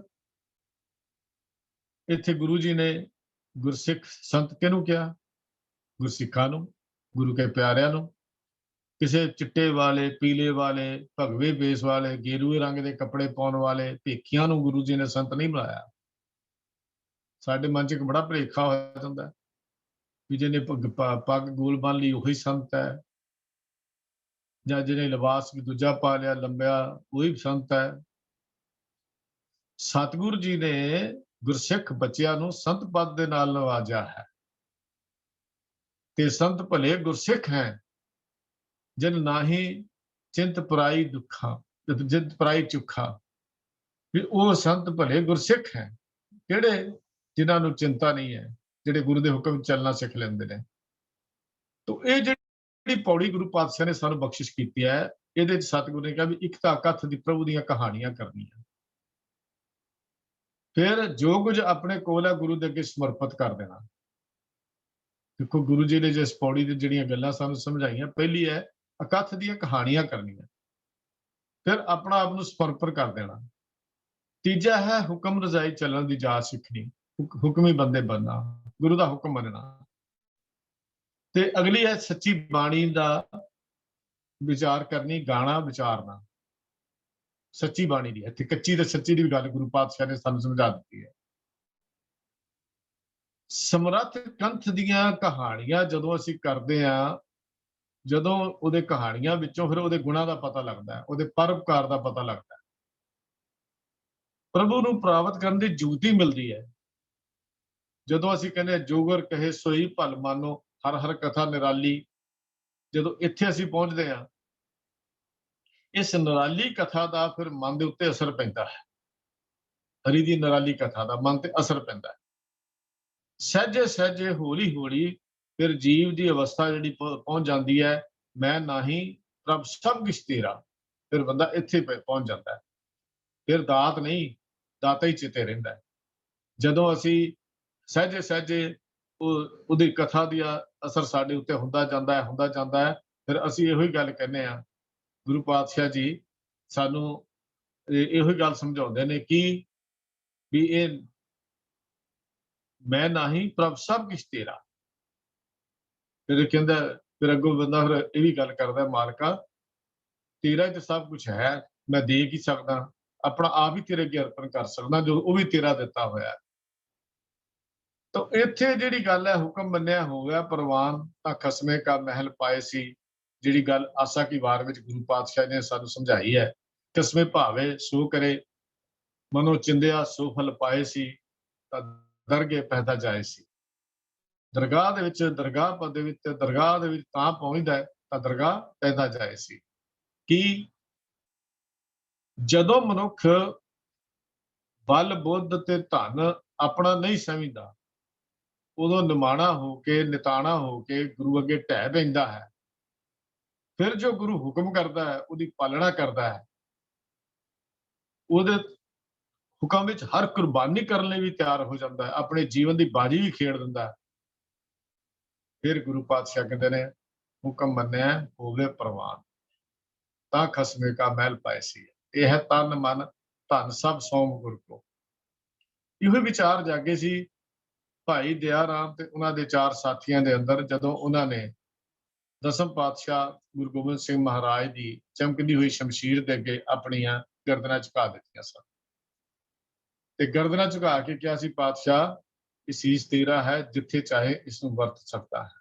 ਉਦੋਂ ਮਨੁੱਖ ਕਹਿੰਦਾ ਹੈ, ਮੁੱਲ ਖਰੀਦੀ ਲਾਲਾ ਗੋਲਾ, ਮੇਰਾ ਨਾਮ ਸੁਭਾਗਾ, ਗੁਰ ਕੀ ਬਚਨੀ ਹਾਠ ਬਿਕਾਨਾ, ਜਿਤ ਲਾਇਆ ਤਿਤ ਲਾਗਾ, ਤੇਰੇ ਲਾਲੇ ਕਿਆ ਚੁਤਰਾਈ, ਸਾਹਿਬ का हुक्म ना करना जाई, माँ लाली जो लाला मेरा, हो लाले का जाया, लाली नाचे लाला गावे, भगत करूं तेरी लाया। ਇਹ ਸਤਿਗੁਰੂ ਜੀ ਸਾਨੂੰ ਆਨੰਦ ਦੀ ਇੱਕ ਜੁਗਤੀ ਸਮਝਾ ਰਹੇ ਹਨ ਕਿ ਆਨੰਦ ਦਾਤ ਹੈ ਉਸ ਮਾਲਕ ਦੀ, ਸਾਡਾ ਦਾਵਾ ਨਹੀਂ ਹੈ।